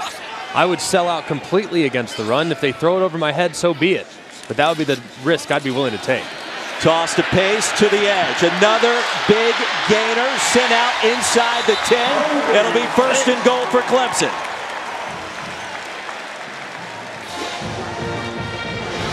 A really good job out in front. As you can see, number 64, Walker Parks, the right tackle, pulling around. Doesn't get anybody, but good job right there on the pin and pull technique by Clemson's offense. Have a couple guys blocking down and a couple offensive linemen out in front. It's been a really nice run sequence from the Tigers. Their gain of 18. Uiagalelei lost the football. He tried to toss it to Pace. Bothroyd blew that play up. Wow. What a play by Bothroyd. Tried to go with a little bit of a counter with option. And anyone that's ever run option before, you need space between the guy and the pitch man.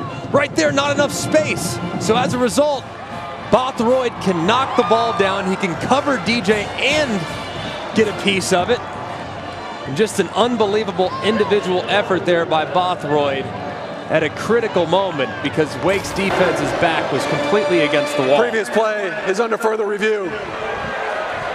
And they're going to look at this and see whether or not the ball was traveling forward, I'm assuming. Thinking, of course, if it was traveling forward, that would result in an incompletion. But just a critical error there by DJ Uiagalelei, and bad spacing on the pitch led to what is likely to be a turnover. Step aside, timeout on the field, and a replay review underway.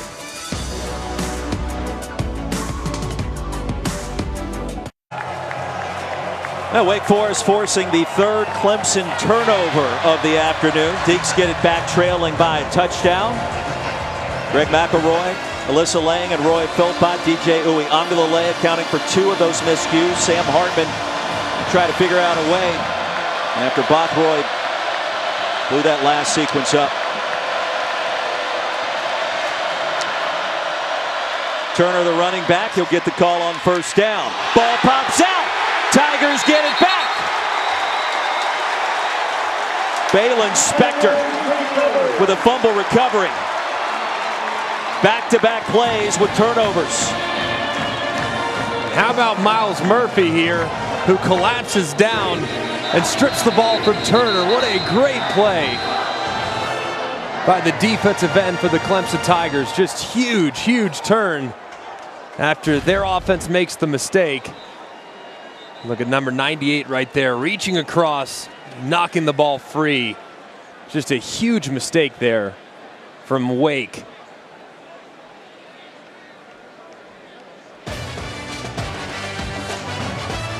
Timeout on the field. Tyler Davis banged up on the play for Clemson.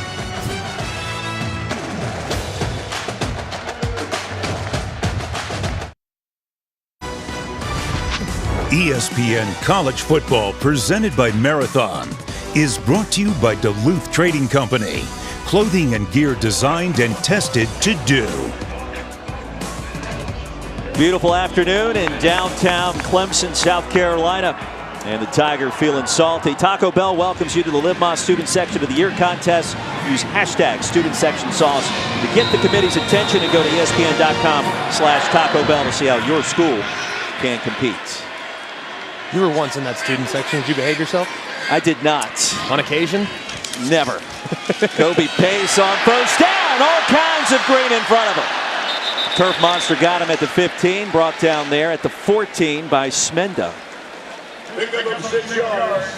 Another opportunity there by Wake Forest at or around the line of scrimmage, and their guys just can't drag them down. Fortunately there for Wake Forest and their defense, the grass, like you alluded to, just chopped up the running back's feet just a little bit. So he had a lot of open space. It's got to be a bad feeling when that happens, right? I never got in the open field. I couldn't tell you. You didn't know. Uyunglele through the line of scrimmage and another first down. It'll be first and goal at the 8.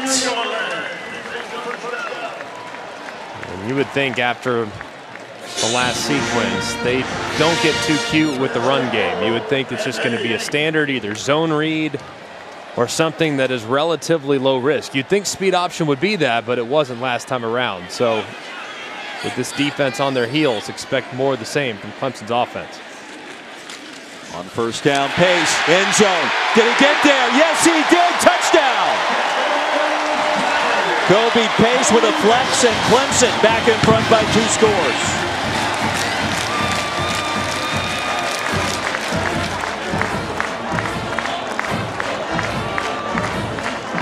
Go back to the fumble by Christian Turner. Clemson cashes in quickly. You could see the Wake Forest defense trying to make a play. Masterson, number 12, shoots inside, and there's nobody home on the B gap to the outside as Case trucks his way into the end zone. Just an excellent sequence there from Clemson, both defensively and offensively. Potter's extra point is true.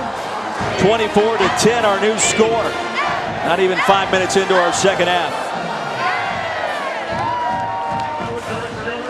And all smiles for Kobe Pace. And look, Greg, you go back to last week, Wake Forest against NC State. Devin Leary, the Wolfpack quarterback, turns it over a couple of times. Hartman turned right around, basically on back-to-back-to-back possessions, and threw 2 picks in that sequence. And we're kind of seeing the turnover game unfold in front of our eyes again today. Yeah, and Clemson's just way too talented to make self-inflicted mistakes against. You look at Wake Forest, granted, yes, is this Clemson team as good from a talent standpoint, as deep from a talent standpoint as they've been in years past? No, but they're still unbelievably good across the board, relatively speaking. So you can't make mistakes, and with the false starts and getting a little off schedule and not being super sound in your protection, couple that with a couple turnovers as well, Wake Forest right now finds himself in a significant hole, and if they continue to make mistakes, that hole is going to grow even wider. More in back deep to receive this Potter kickoff. 2 yards deep. He'll down it there. And now today, it's time for our Aflac trivia question. Anxious to see this one, Greg.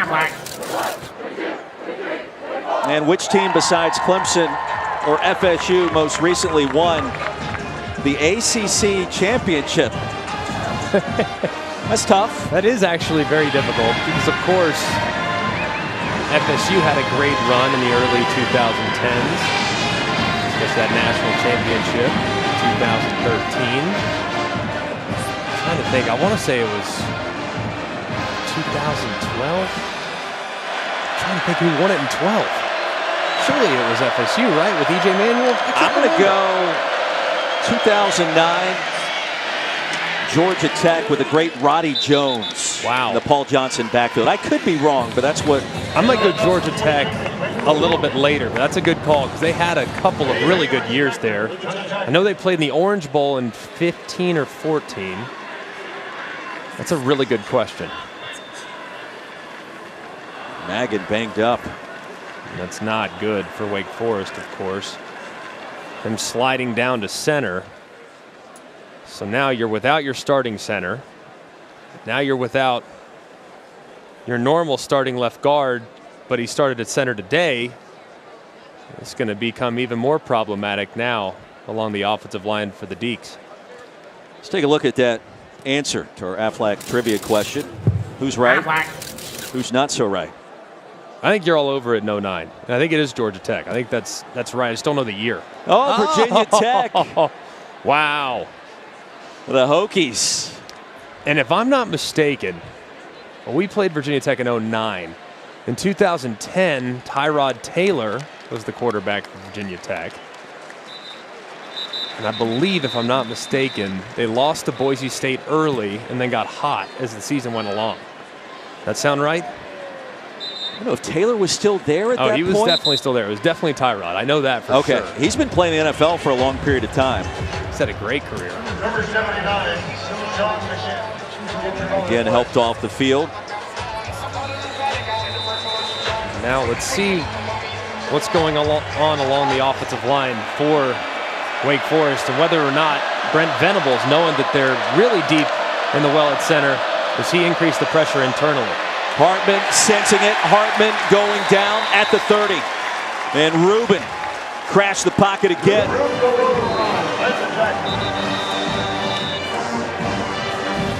And this time he's working against the left guard, Nagasamaya. He just swims right around him. Hartman's helmet came off. Michael Kern checks in at quarterback on third down, no less. And Brent Venables got to be foaming at the mouth right now. Kern's completed one pass this season. Tigers show pressure. Kern wants to throw it, and he will. Pass is caught, and how about that? A.T. Perry, and there he goes. Perry off to the races. Sent out near the 12-yard line by Makuba. Well, early money's on Michael Kern for having the highest quarterback rating in the game. 1 for 1 for about 60. Smart man. It's players over plays. Where do you want to look? In a critical third down, look in the direction of your most reliable wide receiver, and that's A.T. Perry. It's a good job, too, by Warren Ruggiero, giving the backup quarterback a nice, easy throw, a high percentage completion, and he converts for the big play. Second completion of the season for Kern. First down for Wake Forest. And the slow mesh stopped at the line. Let's look at Kern. Just no problem. All right, I'm going to go back to the sideline now. We're good. Don't even need to see the result. I'm all right. Job well done, young man. Very nicely done. Redshirt freshman out of Orlando. Second down and 11 after the TFL.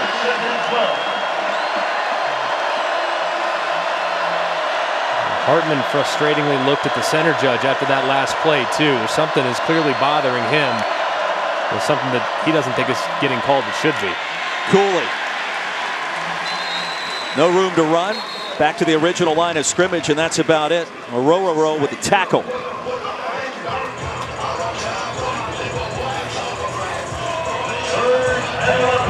I think you got to move the pocket here. Roll the quarterback to the right. See if you can't get Taylor Morin on a deep comeback route to the right-hand side, but move the quarterback, get him moving a little bit. Pressure, Hardman, end zone, and a penalty marker down. A.T. Perry defended by Booth. 2 markers down. Flag on the play. There's been a bunch of contact that these officials have let slide today. I'm good with it most of the time. This time, it seemed like there was a lot of contact, but it's like it could go really either way. I mean, it seemed like Perry had an awful lot of contact as well. There's a flag at the 17 and also one that was just picked up in the end zone.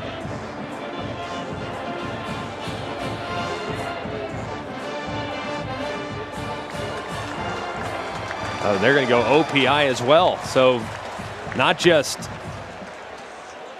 the holding against Wake Forest, but also offensive pass interference against Perry. Pass interference, offense number 9. Holding, offense number 59. Both penalties are declined. 4th down. Dave Clawson, got to kick the field goal if you're Coach Clawson, right? Yeah, you have to, 100%. Take the points. Stop the bleeding just a little bit, but they're going to have to find an answer in the middle of that offensive line, because McGinn went back in the game, but he didn't look like he was at 100%, got rolled over a couple times, so they're going to have to get a little creative offensively in the next series. 31-yard field goal attempt, Nick Skiba, 17 of 19 this season, and make it 18 of 20. 24-13, Wake Forest with a field goal and a beautiful afternoon on the campus of Clemson University.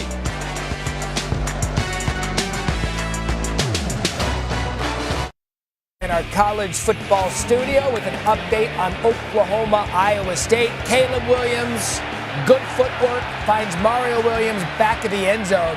Guys, right now, Boomer up on Iowa State, 21-7 late 3rd quarter. Yeah, Cyclones. Matt Campbell been a thorn in the side. Lincoln Riley these last couple of years. Not so much so far today here in Death Valley. 24-13 our score. Greg McElroy, Roy Philpott, Alyssa Lang. It's great to have you with us. Wake trying to clinch the Atlantic Division with a win.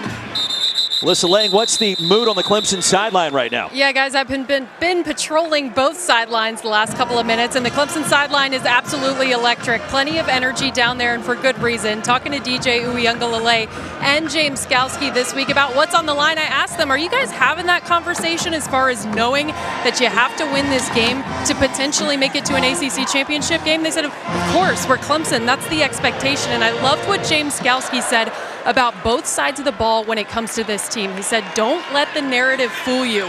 We're still Clemson. We still have dudes on this football team. Hey, I think they've shown that so far this afternoon. Shipley, the running back. On the far side, Scamper, pick up a couple. Give him 2, maybe 3. Chase Jones credited with the stop. And look, the path to Charlotte for Clemson is quite simple. Starts with a win today. Yeah, control your own controllables, right? That's, of course, by taking care of business today against one of the best teams in America in Wake Forest. Of course, you need a little help. Wake Forest going to need Boston College to turn things around, and then obviously some things to go their way with NC State. But Clemson's certainly not out of it. And with the way they're playing, I don't think anyone wants to see the Clemson Tigers, especially see that defense and the way they can get after the quarterback. Prior to snap, false start. Offense, number 54. 5-yard penalty. 2nd down. Second penalty against the Tigers today. Greg, you and I talked earlier this week. I asked you a question about Georgia overcoming the Alabama mental hurdle. Does that same idea apply here, where Clemson has won 12 straight against Wake Forest, and now Wake coming into Tiger Town trying to find a way to win a game? They haven't done it in forever. That's also a pretty big obstacle. Yeah, it is. But, I mean, it's only 1 year, right? I mean, every team has a life of their own, and this Wake team's never had the opportunity to play Clemson. Blockers in front of Shipley, and a first down for the Tigers. Stopped at the 40. This is a good job here by Tony Elliott. Little misdirection. This Wake team was starting to really fly around, and you get Shipley out. It's no different than basically a toss sweep or something with a couple blockers out in front. It was well executed with the misdirection and a nice conversion on 2nd and long. Gain of 18 yards after that penalty. Pace will get it. Stopped after a short pickup of a yard. And this is what Wake's really going to have to do here in the next 21 minutes of action. They have got to be good against the run, because so far they've had opportunities at or around the line of scrimmage on several different occasions. They just haven't been able to drop the Clemson ball carrier. And that's a testament to Clemson's physicality at running back and their ability to break tackles. You saw the numbers there on the ground. 212 rushing for the Tigers. Smenda, a nice tackle of pace. Now critical third down coming up. That was an unbelievable play by Smenda. He just put Will Putnam, the right guard, on his behind. A big down and distance here for Wake Forest. If I'm DJ Uiagalelei, the guy that I've trusted most throughout the course of this game in the passing game is Davis Allen. I'm looking in the direction of my tight end. If I can find a favorable matchup with number 84, that's the direction I want to look. It looks like he's going to get some man coverage. That's 6 catches so far today. Uiagalelei heaves it deep. Wake Forest territory is brought in. Collins has it. Penalty marker down, but that's a Clemson touchdown. Bo Collins reaching pay dirt.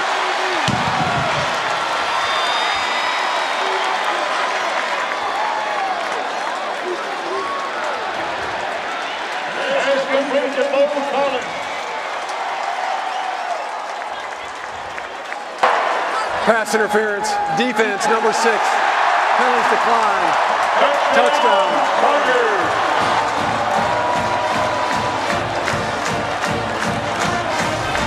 And how about the catch by Bo Collins? One hand, drops it in the bucket. It's a perfect throw from DJ Uiagalelei. And Wake Forest coaches all week said, we cannot give up the big play. This team is still very explosive. We can't allow them to create big play opportunities. That time, on a critical third down, Clemson knocks down the door. Fourth play of 20 yards or more, and for the first time all season, Clemson's offense has come to life.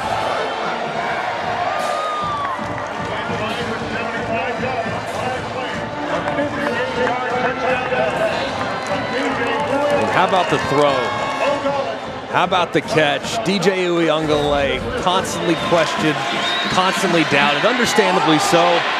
Hasn't played with a lot of confidence this year, but right there in a critical, gotta have it situation, he opts to go with what is a relatively low percentage throw, and it's absolutely perfect.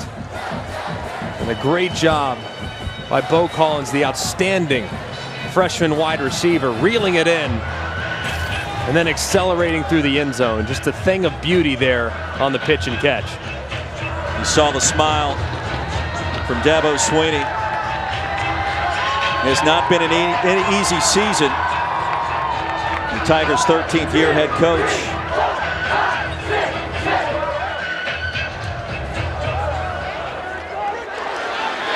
And Potter will send it to the 1 for the touchback. Don't forget, tonight it's Top Rank Boxing live from Vegas. The main event is a 12-round super fight between undefeated WBO welterweight champ Terrence Bud Crawford and former 2-time welterweight world champion Showtime Shawn Porter.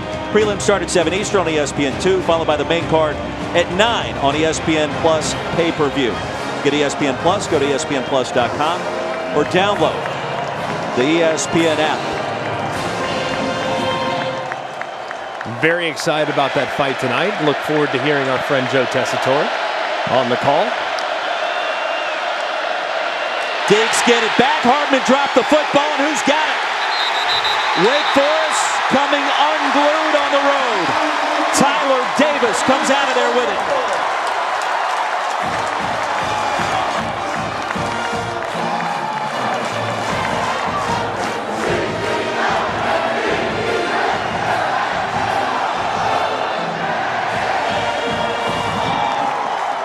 There's not much analysis that I can give you on this one. He pulls in and just drops the ball. I don't know if his running back knocked it out of his hands or what it was. Let's take a look here. Yeah, it looks like he just drops the ball as Hartman, for the second time in the last 3 series, right there. Yeah, you see the left arm there of his running back. It looked like it knocked the ball out of his hands. Just unlucky there by the Deacs. They turn it over again inside their own 20. 3 turnovers for Wake Forest, 3 for Clemson. Pace hit the triangle button with a spin and stopped inside the 15. And we talked about it. You cannot make mistakes against Clemson. You just can't, especially this part of the field. This Wake team, a lot of veteran experience on this roster. Not handling the moment very well at all. Very uncharacteristic from what we've seen in this year. Handoff, Pace pushes forward. That's a first down. Tigers have it 1st and goal, and Dave Clawson not used to this kind of performance from this team this season. Deacs are 9-1. Uncharacteristic mistakes.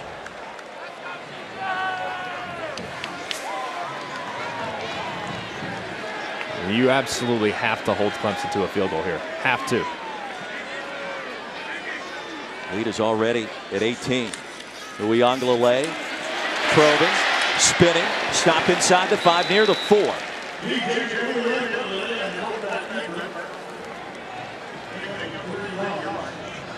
Look at that big brace on the right knee, and Christian Turner, the fumble 2 series ago. That brace makes it hard to move around.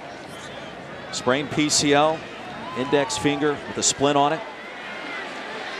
Trying to find a way to will his way to a win here at home on Senior Day. Pace hit at the 2. You got to think, with how your defense is playing, if I'm Clemson, I got 2 downs to get it. I mean, no doubt about it. 4-down territory, this part of the field. The offensive line has been up and down all season long. Here's an opportunity to allow that group to make a statement. Pound the football. You got 2 downs to get it, and that's exactly what I would imagine. It's exactly what I would tell my offense right now if I'm Dabo Swinney and they come to the sideline. Injured Wake Forest player at the 4. Appears to be Mustafa. Yeah, hopefully he's okay. He was really good earlier, had that outstanding interception. So hopefully he'll be at 100%, be able to get back in this ball game. Well, don't forget, more college football today over on ACC Network. Up first, 4 Eastern, 20th ranked NC State trying to bounce back after the tough loss to Wake Forest last weekend. Welcome in the Orange, Adino Babers and Carter Finley. Then the primetime game, Virginia Tech and Miami. Go to getaccn.com for access. A new coach with the Hokies, a new athletic director down at the U. As you look at the Atlantic Division standings, Clemson with a win keeps its championship hopes alive. Wake Forest, the win today would clinch the division, but not the start Dave Clawson was looking for. All right, 2 downs to get the touchdown. What do you like here, Greg? No doubt about it. I go 2 downs, and at this part of the field, they've had success with it before. I'm going Kobe pace, and I'm going vertical. Just no doubt about it. A-gap to A-gap. I'm running right behind my guards and center. I'd get in pistol, which is, it looks like that's exactly what they're going to run. And I want him to hit at 1,000,000 miles an hour right between the guards. Pace, 129 rushing yards already and 1 touchdown. He'll get the call here. Make it 2!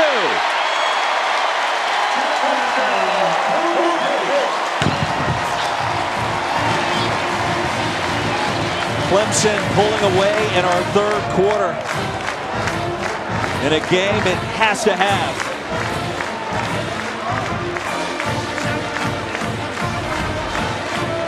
It's a great job there by the right side of the offensive line. Walker Parks, number 64, the right tackle, securing the edge and allowing Pace to essentially put this thing on ice with how this Clemson defense is playing. The pressure really on Sam Hartman. Potter's extra point is good. 38-13.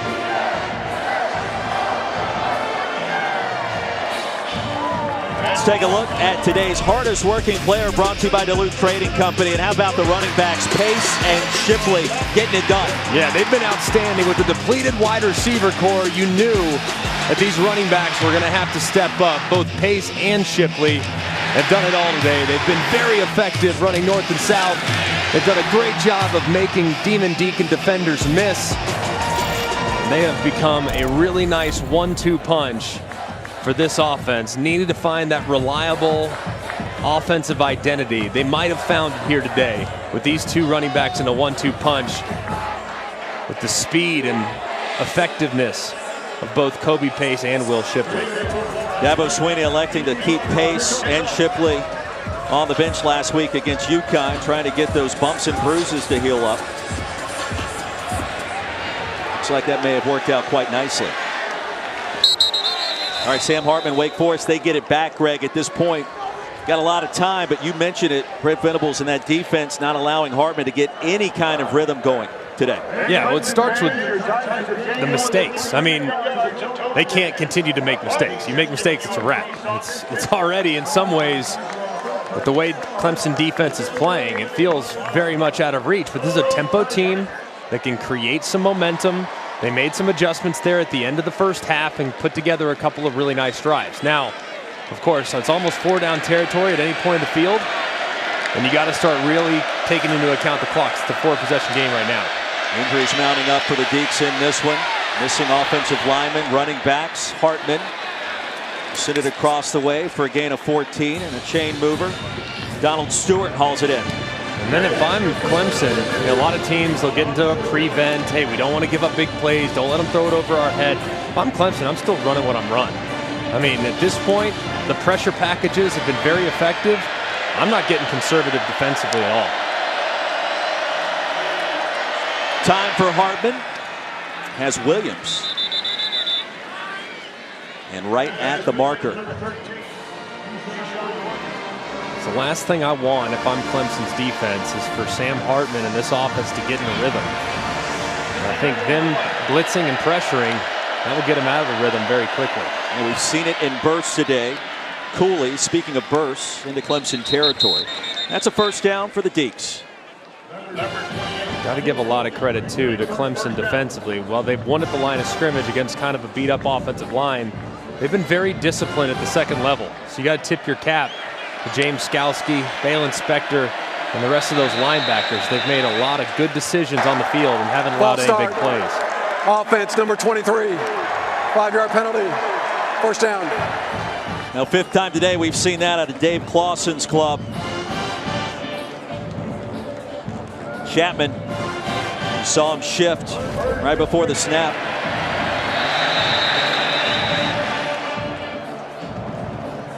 You can see Hartman obviously very frustrated with their inability to eliminate the pre-snap mistakes. High snap, Hartman corrals it, across the middle, incomplete. Perry, the intended receiver. And a late marker comes in. There certainly appeared to be contact.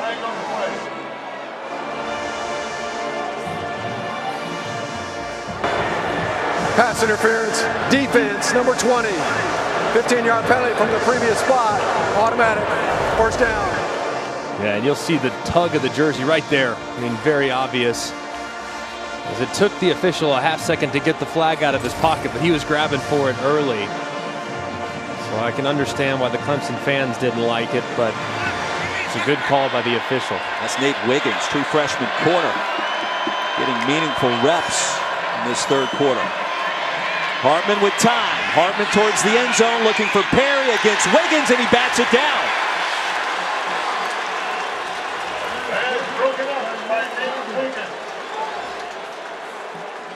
Tell you what, that's not an easy matchup. But Wiggins, he has the length at 6'2" to be able to match up against A.T. Perry, who goes at 6'5". You can see how strong he is, too. That's just very, very nicely done by the true freshman. Second PBU of his freshman campaign. There goes Cooley. And a hard hit near the 25-yard line. That'll keep the drive going. A first down for Wake Forest.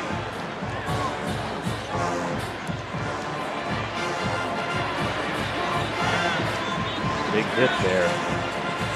There's a flag on the field. I don't know if they think that this was targeting or what, but it didn't look like he lowered and initiated the contact with the crown of the helmet. Flag hiding out right in that shadow. Right. Not easy to spot. Imagine that's probably what they're looking at. Do they Does Goodrich drop his helmet? No, that's clean. Good job by Goodrich. Personal foul, targeting, defense. That play is under further review. Matt Austin, what did you see? From that first view, I didn't see anything that would resemble targeting. So they didn't give a number, so I'm not sure what they thought they saw. It was Goodrich that came in. Yeah, this will be overturned. I can understand why everyone's very frustrated because it's not a defenseless player. He's a runner. And he doesn't initiate with the crown of the helmet. The contact has to initiate with the crown of the helmet for it to be considered targeting. So I think this will be picked up and it will not result in an ejection. And Goodrich, perhaps Clemson's best cover corner this season. Kind of important to have him on the field if you're a fan of the Tigers the rest of this game. And for the first half of next week as well. So this is obviously a big play, but they will reverse it. I mean, there's no targeting on that foul. After further review, there is no foul for targeting. First down.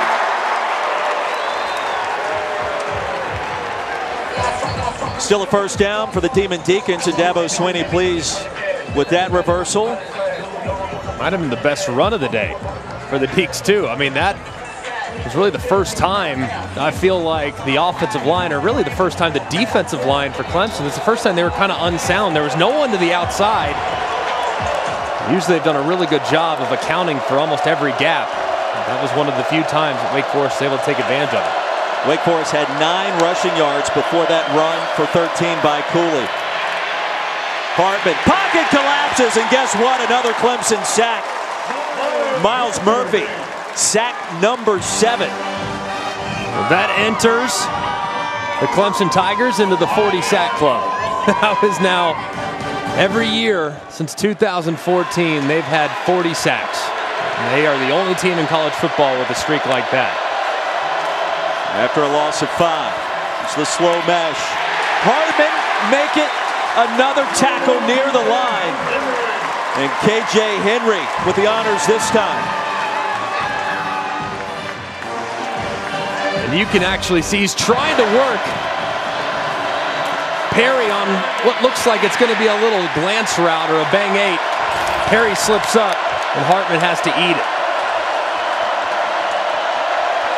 Crowd is in it.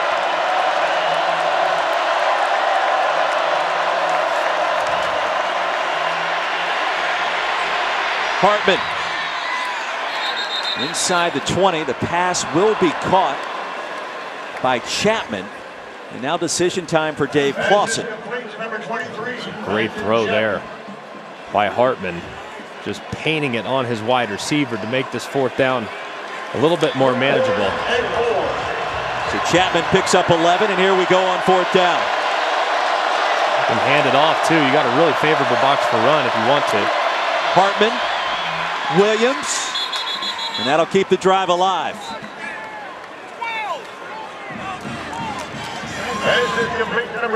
Good job there by Williams, making a play on a throw that was slightly behind him. 3 quarters in the books in Death Valley, and a surprise in the ACC. 38-13. Clemson out in front.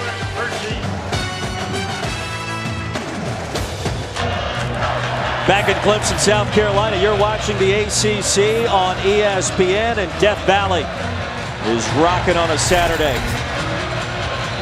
ESPN College Football presented by Marathon. 15 minutes to go. Wake Forest on the move.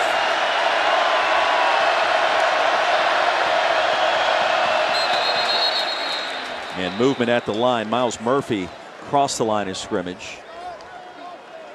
Well, that's an anticlimactic way to start the 4th quarter. Offside. Defense, number 98. 5-yard penalty. Still first down. I mean, goodness, hey, everyone's jumping around. They're going nuts. Place is about to lose it. And we jump offsides. A little too amped up, I think, along the defensive line. Is that reasonable? Yes. 10th play of the drive for the Deeks. Trying to sneak back in it on the road. Box was loaded for a second. And it is again. Cooley into the end zone for the Wake Forest touchdown. How about the drive and determination by number 28? Number 28.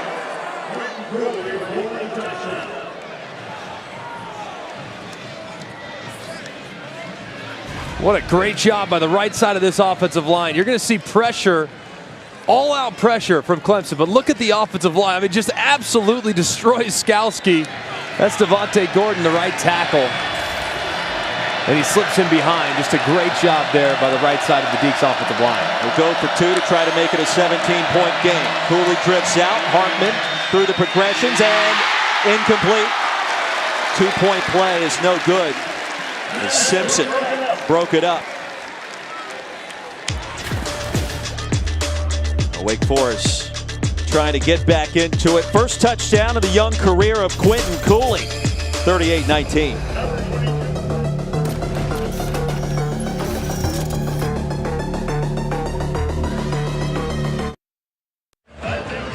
This season, along with their contributions to universities' general scholarship funds, for every field goal and extra point made, Allstate will also be donating to the American Red Cross to help with disaster relief efforts. Thank you, Allstate. A little surprised that Wake right now, still a 3-possession game, a little surprised they wouldn't go onside kick here. I know that you don't want to give Clemson the short field, but their defense has struggled to get off the field throughout most of the day-to-day, especially against Clemson's rushing attack. Short kickoff, fair catch at the 24. We send you back to Matt Berry in studio. Guys, that ever popular 2 p.m. Eastern kickoff, Notre Dame, Georgia Tech, Irish defense. That is as gift of a pick six as you're going to see. Notre Dame 10-0 over Georgia Tech. Coming up, out of the hour when your game concludes, what a big one for Desmond Ridder in Cincinnati. They've got the high-flying SMU Mustangs at Nippert. That coming up in just over 30 minutes here on ESPN. Yeah, man, SMU, Sonny Dykes, we know they're going to put some points on the board, and we'll see what Bearcats and Luke Fickell can do in response. Will Shipley a full head of steam. Gain of 3, maybe 4 on first down. Call me crazy. It just feels like Cincinnati's due, right? It feels like they're going to have a performance today. I don't know why. There's absolutely nothing in the last few weeks that's led me to believe that. They've had 4 substandard efforts in a row against not so great competition. So what would lead you to turn it on today against what might be the best team not named Cincinnati in the American? I don't know, but I just feel like they're going to put one on SMU today. Maybe I'm crazy. It's an educated hunch. I like that. We've got big games all afternoon and evening on ESPN Networks. Toss Shipley trying to push his way for first down yardage and stopped right at the 35. Well, don't forget, coming up next, Greg was talking about it, 5th-ranked Cincinnati hosting SMU up at the Queen City. And later tonight, what a scene it will be out west. But Desmond Ridder, I tell you what a career he's had. The old man getting it done in SMU. We know they can score. No doubt. And Tanner Mordecai, what a exciting player he's become for SMU. And then Oregon. I think they are in trouble tonight. I love this Oregon team. I think they're very underappreciated. I know they're number 3 in the country, but everyone seems to keep kind of poke holes in their resume. But I think this Oregon team's really good. But I think Utah's really good as well. Could have to beat the Utes twice. Uiagalelei, he could barely run. Picks up a first down nonetheless. Stopped at the 49. And you see him kind of go down on that right knee, too. That PCL sprain. That's a tough one. That's in the back of your knee, too, that PCL. The only reason I know that is I did it my last year in the league, and it's painful one. So the fact that he's getting through it today, you got to admire his toughness, man. I mean, mentally, he's had his fair share of ups and downs this year in regards to his confidence, but he's leaving it all out there today, man. I mean, he's hanging in there. He's taking hits. He's being physical. I think you could make a case it's one of his best performances of the year. Shipley on the swing pass. It comes in low. He picks it up. Pass intended for Will I really enjoyed talking to DJ Uyunglele this week, guys. I mean, you talk about a competitor. I started the conversation by saying, "Are you okay?" Coach was talking about you were beat up after the UConn game. He said, "I'm good. I'm ready to go." I talked to him about some of the important things to him as far as this game goes, and he kept reiterating that senior day was so special to them, certainly to come out with a win. 2 straight senior classes would be undefeated here in Death Valley if they're able to get this dub over Wake Forest, and he reiterated how important that was to him to be able to send those seniors off with a bang. And you can see James Skalski there, of course, the heart and soul of this football team. It's obviously huge what they've been able to accomplish. Around the edge, Shipley on 2nd and 11. Will pick up 9. It'll make it 3rd and 2. Slocum the tackle. Yeah, how about the emotions of Skalski after running down the hill his last time? And he wasn't just tearing up. I mean, he was crying, hugging his head football coach, the bottom. Emotions are very heavy on senior day, and that young man's left it all out there on the field for 6 years now. 57 games played, a record here at 67, excuse me, games played, a record here for the Clemson Tigers. Brenningstool in motion. Wake just trying to get the 4th down to have a chance, and Shipley says, "Not now." It's a chain mover. Tackle to the 41 by Bothroyd, and Clemson maintains possession. Kind of goes back to my original point at the beginning of this drive, is that so far Wake Forest has not done a great job against the run today. I mean, they've struggled. They've struggled tackling at the line of scrimmage. They've struggled in creating any negative plays, and as a result, both Shipley and Pace are over 100 yards, and they're also both averaging over 6 yards a carry. So I'm still surprised that Wake decided to kick it to Clemson, thinking that their defense would be able to stop them, because they haven't at any point in the first 50 minutes of this football game. Pace, the running back. Uyunglele hands it right off, and there he goes, Kobe Pace. Another big play, stopped at the 26.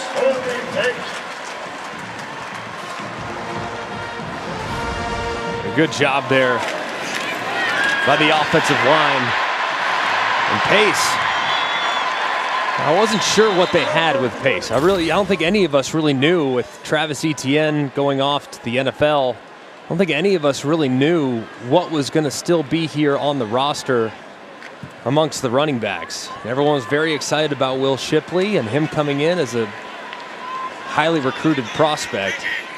I think they've definitely found something with the 1-2 punch there, and then you can put in Maffa for the power back downhill. Deep handoff, and Pace ahead to the 25. That's about it. And Clemson content to let this clock run on down on this possession, Greg. Absolutely. No reason to snap the ball with double digits left on the play clock. If you want to let it get down to the 5 and the 6 mark, I'm sure Dabo Swinney would be perfectly okay with that, as far as the game management is from DJ Uyunglele. Dabo celebrating his 52nd birthday. All he wants, the present, you guessed it, the dub, as Alyssa talked about earlier. And a win today if Clemson holds on. Tiger fans become fans of Boston College next week in Chestnut Hill. First charge timeout. And a timeout will step aside as well. Under 9 to go. And number 10 on the ropes.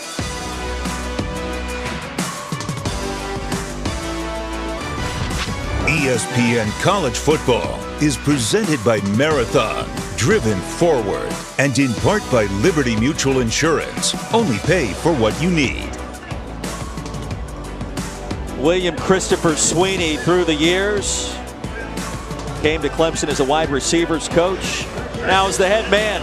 A couple of national championships, and on senior day, his son Will Swinney, who's never missed a home game even before he became a football player here. The emotions running high with his mom Kathleen. And how about back in the day, 2007, 14 years ago? Seems like just yesterday, but in fact, hey Greg, it wasn't. It's amazing, it really is. And just said he's grown up in this stadium, man. So special for them to be able to share that moment together as a family. Shipley around the left side. That'll bring up 3rd down. I mean, Dabo saying yesterday that his own son is 4 years old. I mean, think about him being able to be at a place. Coaching is a difficult profession. No one denies that. And so many guys on the move, but to be able to have that stability is just amazing. And it's a testament to the program that Dabo's built. And it's so cool that his son is a part of it. And of course, his defensive coordinator has a couple sons involved. It's just a family affair here in Clemson, South Carolina. Phil Maffa, the running back, on third down. Deeks, if they can hold Clemson to a field goal, it's still a 3-possession game. Maffa, plenty of size, plenty of speed, will be corralled short of the line to gain. It'll be 4th and 2. Nick Anderson reached him first. Let's see what Dabo Swinney elects to do here. Ground game's been working. Tigers almost 300 yards rushing so far, Greg. Yeah, and it's the most important thing on this drive is not the result, how many points, it's how much time is now off the clock as a result of this drive. It's a near 7-minute drive for the Clemson Tigers, which is massive, understanding the circumstances. Wake Forest trying to get back in this ball game. Clock will wind all the way down inside 7 minutes and 20 seconds, and a timeout finally called. That'll prompt an appearance by B.T. Potter.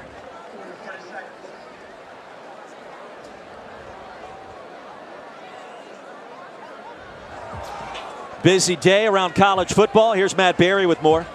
Guys, Iowa State making it interesting against Oklahoma. Brock Purdy to the talented tight end Charlie Kohler in the end zone. And right now the Cyclones have closed it 28-21 in a big one in the Big 12. And nobody puts Brock Purdy in a corner, and Matt Campbell finding a way to make that competitive. What is it about Brock Purdy and that Iowa State team? I just feel like it's always dramatic. That team is the most dramatic team. I mean, just such highs, such lows. But man, they're never boring, that's for sure. 35-yard field goal attempt from B.T. Potter. Splits the uprights. And the Tigers 41, Wake Forest 19. Speaking of playoff possibilities, how about playoff invaders? We'll explain that coming up. The AT&T Countdown to the College Football Playoff National Championship, Monday, January 10th on ESPN. Ready. Yeah, the countdown to the college football playoff certainly is on back in Death Valley. 41-19, Clemson leading 10th-ranked Wake Forest. Taylor Moore in back deep to receive. As Clemson kick 2 yards deep in the end zone. 5-year-old Atari 2600 going to play our version of playoff invaders this afternoon, Greg. Let's do it, and let's look at the top. All right, these are the games that are going to impact. You see Oklahoma and Oklahoma State Bedlam next week, potentially in the Big 12 championship. Will there be a 2-loss Big 12 champion? I think it's very real. SMU and Cincinnati coming up in just a little bit. Cincinnati loses, they're of course eliminated. Michigan State, they're done. You can put a bow on them, but Ohio State still has to go on the road to Michigan. And then Michigan, whoever wins that, might have to go and play against Wisconsin, which is certainly not a foregone conclusion. Utah has to play Oregon, so Oregon has to beat Utah twice. And then, of course, Alabama will likely be a slight underdog to Georgia in the SEC championship game. So there's about to be a lot of chaos in the next couple weeks of college football. That ball was tipped and still caught for a gain of 8 by Donald Stewart. And college football playoff, always intriguing. The conversations get interesting this time of year. Very much so. I think one of the most fascinating conversations is if Cincinnati runs the table, I think they're in great shape. The Big 12, I think, is in a difficult spot. A lot of those matchups are tricky. I think Oklahoma State's a good team for sure. And I think they right now are certainly the best team in the Big 12. But I think the Pac-12 is going to cannibalize itself. Would not surprise me as you take a look at these playoff rankings. I think Oregon has to beat Utah twice. I don't like the possibilities of that. So keep an eye, guys. I'm just preparing everybody because everyone's going to lose their mind. Keep an eye on Notre Dame. They have heavily favored against Georgia Tech and then Stanford next week. They're probably going to be 11-1, and I would not at all be surprised, especially if the chaos happens like I think it's going to happen, if Notre Dame makes the college football playoff. And if I had to pick them today, I think it's going to be Georgia 1. I think it's going to be Ohio State 2, followed by Cincinnati and Notre Dame. How about that? Well, if Notre Dame makes it that far, that's certainly a check mark in favor of the Bearcats, who won in South Bend earlier this season. Deke's now in Clemson territory. The grab by Stewart. The stop by Skowski, a gain of 15. It'll be really interesting. Of course, Oklahoma State, they're the one that could really disrupt everything there if they can run the table somehow in the next couple weeks and finish at 12-1. And that Utah-Oregon matchup tonight on ABC 7:30. We'll see the Ducks have the physicality to get it done against the Utes. And there it is, late tonight. Auburn without Bo Nix on the road, just down the road in Columbia. Hey, if Pittsburgh wins against Virginia, they'll punch their ticket to the ACC championship game in Charlotte. Yeah, and a little more on the line there, too. UVA, and obviously not a great defense, so maybe a big opportunity for Kenny Pickett's Heisman potential. If, in fact, he can put together a big game statistically today, does he really enter that conversation? It sounds like, and we, of course, didn't watch it, it sounds like C.J. Stroud made quite the statement today. The Heisman race far from over. I think I heard Matt Barrett 1 point, 17 for 18 was Stroud. How about the catch by Roberson of the one-handed variety, and it's first down and goal, Wake Forest. How about that catch? Roberson going up. It's a great throw, too, by Hartman, just barely over the outstretched arm of the defender. Just an amazing catch. Tempo for the Deeks. Hartman keeps it, lasso from behind, and down he goes. Trenton Simpson.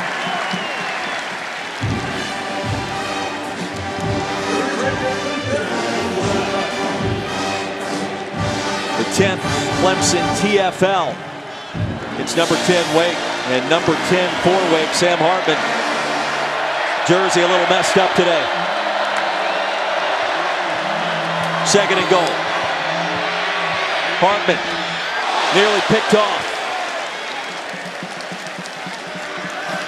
And Ray Thornton got a fingertip on it. Someone help out my man Sam Hartman, man. Let's fix his jersey for him.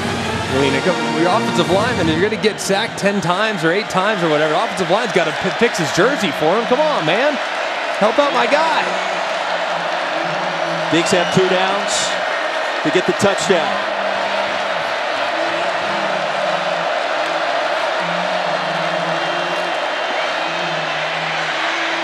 Hartman directing traffic, floats it, and it's caught. Whitehart. Second touchdown grab of the season for number 85. And an onside kick coming. Deacons, some timeouts to work with. Punch in another score. A great job there on the throw by Hartman. And just barely squeezes it in there. Very tight coverage. As you can see, Wiggins collapsing. A 2-point conversion attempt upcoming for the Deeks. 41-25. Lead is 16. And the handoff straight ahead goes Turner, and he got there. 41-27. Christian Turner with a 2-point conversion.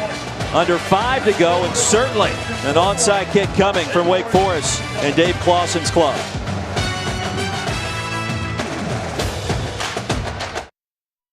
Great guest list for the Mannings tonight. You've reached Peyton and Eli. Leave a message.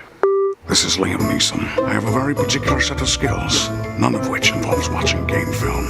Watch Peyton and Eli. You never know who will drop by. Peyton and Eli return Monday night, ESPN2. Wake Forest hoping for a miracle of sorts late in Death Valley. Trailing by 2 touchdowns, and here's Skiba for the onside kick. Looking for the second up, and he will not get it. Davis Allen. As we send you back to the studio, here's Matt. All right, guys, we know SMU, Cincinnati, those fans are starting to tune in to see Tanner Mordecai, see if they can pull off the upset in Cincinnati. If this game runs much longer, we will start it on ESPNU, but our plan for now is to keep it on ESPN. We'll keep you posted. SMU, Cincinnati coming up shortly. Matt, thank you very much. And Greg McElroy, the prognosticator, thinking that this could be the time where Cincy maybe puts it all together. I just feel like they're due. I mean, they've kind of just been going through the motions. When they want to turn it on, they can. Man, It's impressive, but golly, they've been streaky. I mean, you look at the first couple drives against Tulsa, I mean, it's a light show. You look last week, had so many great moments against USF, but then they kind of take their foot off the gas, give up a 99-yard touchdown drive. I think Cincy's really good and deserving of the college football playoff conversation for sure. But they have a couple difficult opponents, and I want everyone to just know that East Carolina is no cakewalk. I know that SMU, everyone circled that one for a while. East Carolina, that's a house of horrors for a lot of people. That's a difficult place to play. They'll get it going. The purple haze will be going. It'll be rocking up there in Greensboro. So be careful with a little sandwich game. You know they'll be up for SMU. You know they'll be up for Houston. Big play. Kobe Pace. Pace, the stiff arm. Pace, pylon. And stopped just short. Talk about the determination, the effort, the hustle.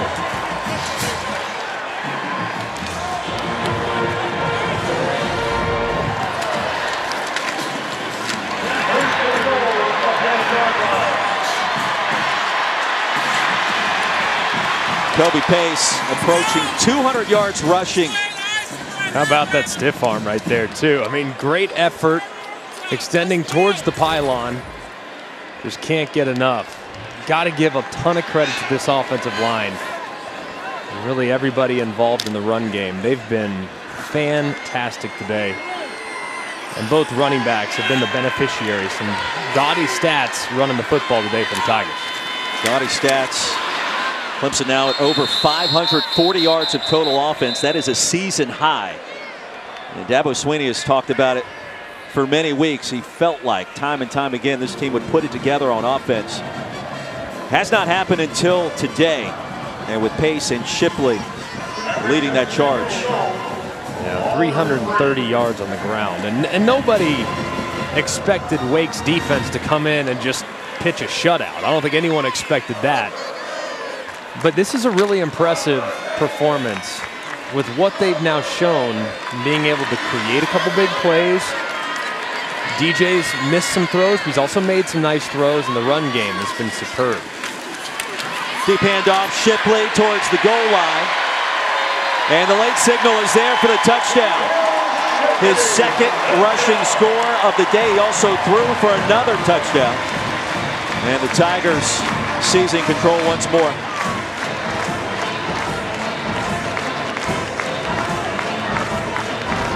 Didn't look like he was there initially, but I believe he was on the back of a defender. And as he was, never down there, obviously, extends the ball across the plane. Good awareness there by the freshman. Never down, extend the ball, put 6 more on the board. Well, Clemson's Atlantic Division hopes remain alive for one more week. Wake Forest still in control of its destiny to make it to Charlotte. But what an emphatic victory for the Tigers this afternoon. Will Shipley now with 9 touchdowns. Moving on up in some pretty elite company above him, Greg. Yeah, no question about it. And with 2, potentially 3 games remaining, I don't think any of us would be that surprised if he catches the great Travis Etienne on the all-time touchdown mark for freshmen. And the winning streak set to reach 34 games in a row here at home. And James Skowski on senior day was a big-time factor.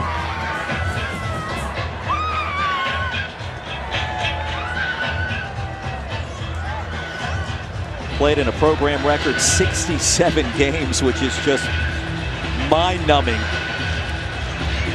in college. A wobbler. Fielded by Moore. And stopped crossing the 15 for more on Skowski. Here's Alyssa. You guys were just showing James Skalski when the seniors were running down the hill to start this game.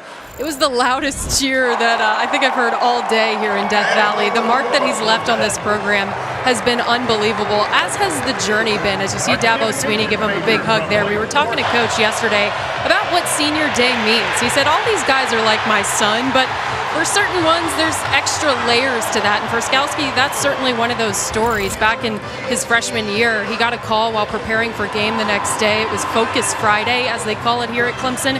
His family calling to let him know that his father had tragically passed away, and things immediately went to beyond football. Dabo Swinney and the rest of the coaching staff taking Skalski into their hands and trying to help him through that process. It was emotional, but Skalski obviously bonded very closely with his coaches throughout that, now finishing undefeated here in Death Valley, which is going to be huge for this team to be able to send him and the rest of those seniors off with the dub. Just an amazing story, and obviously just a story of tragedy. And obviously, I think all of us, as you cover these guys, I mean, I feel like I've been covering Skalski forever. You know, and I've seen him play in some enormous games and have some great moments. And it's fun when you're in this position to be able to watch a guy grow up before your eyes. I mean, it's a special thing. He's had a tremendous career, and I think all of us will remember the impact he had on this Clemson team from a toughness and a leadership standpoint the last several years. Snap, false start. Offense number 68. 5-yard penalty. First down. And we asked Brent Venables too. Brent, how emotional will you get on senior day with a player like Skalski and all that he's meant, especially as a linebacker, position that Brent Venables obviously coaches? And he said, yeah, you know what, it's going to hit me.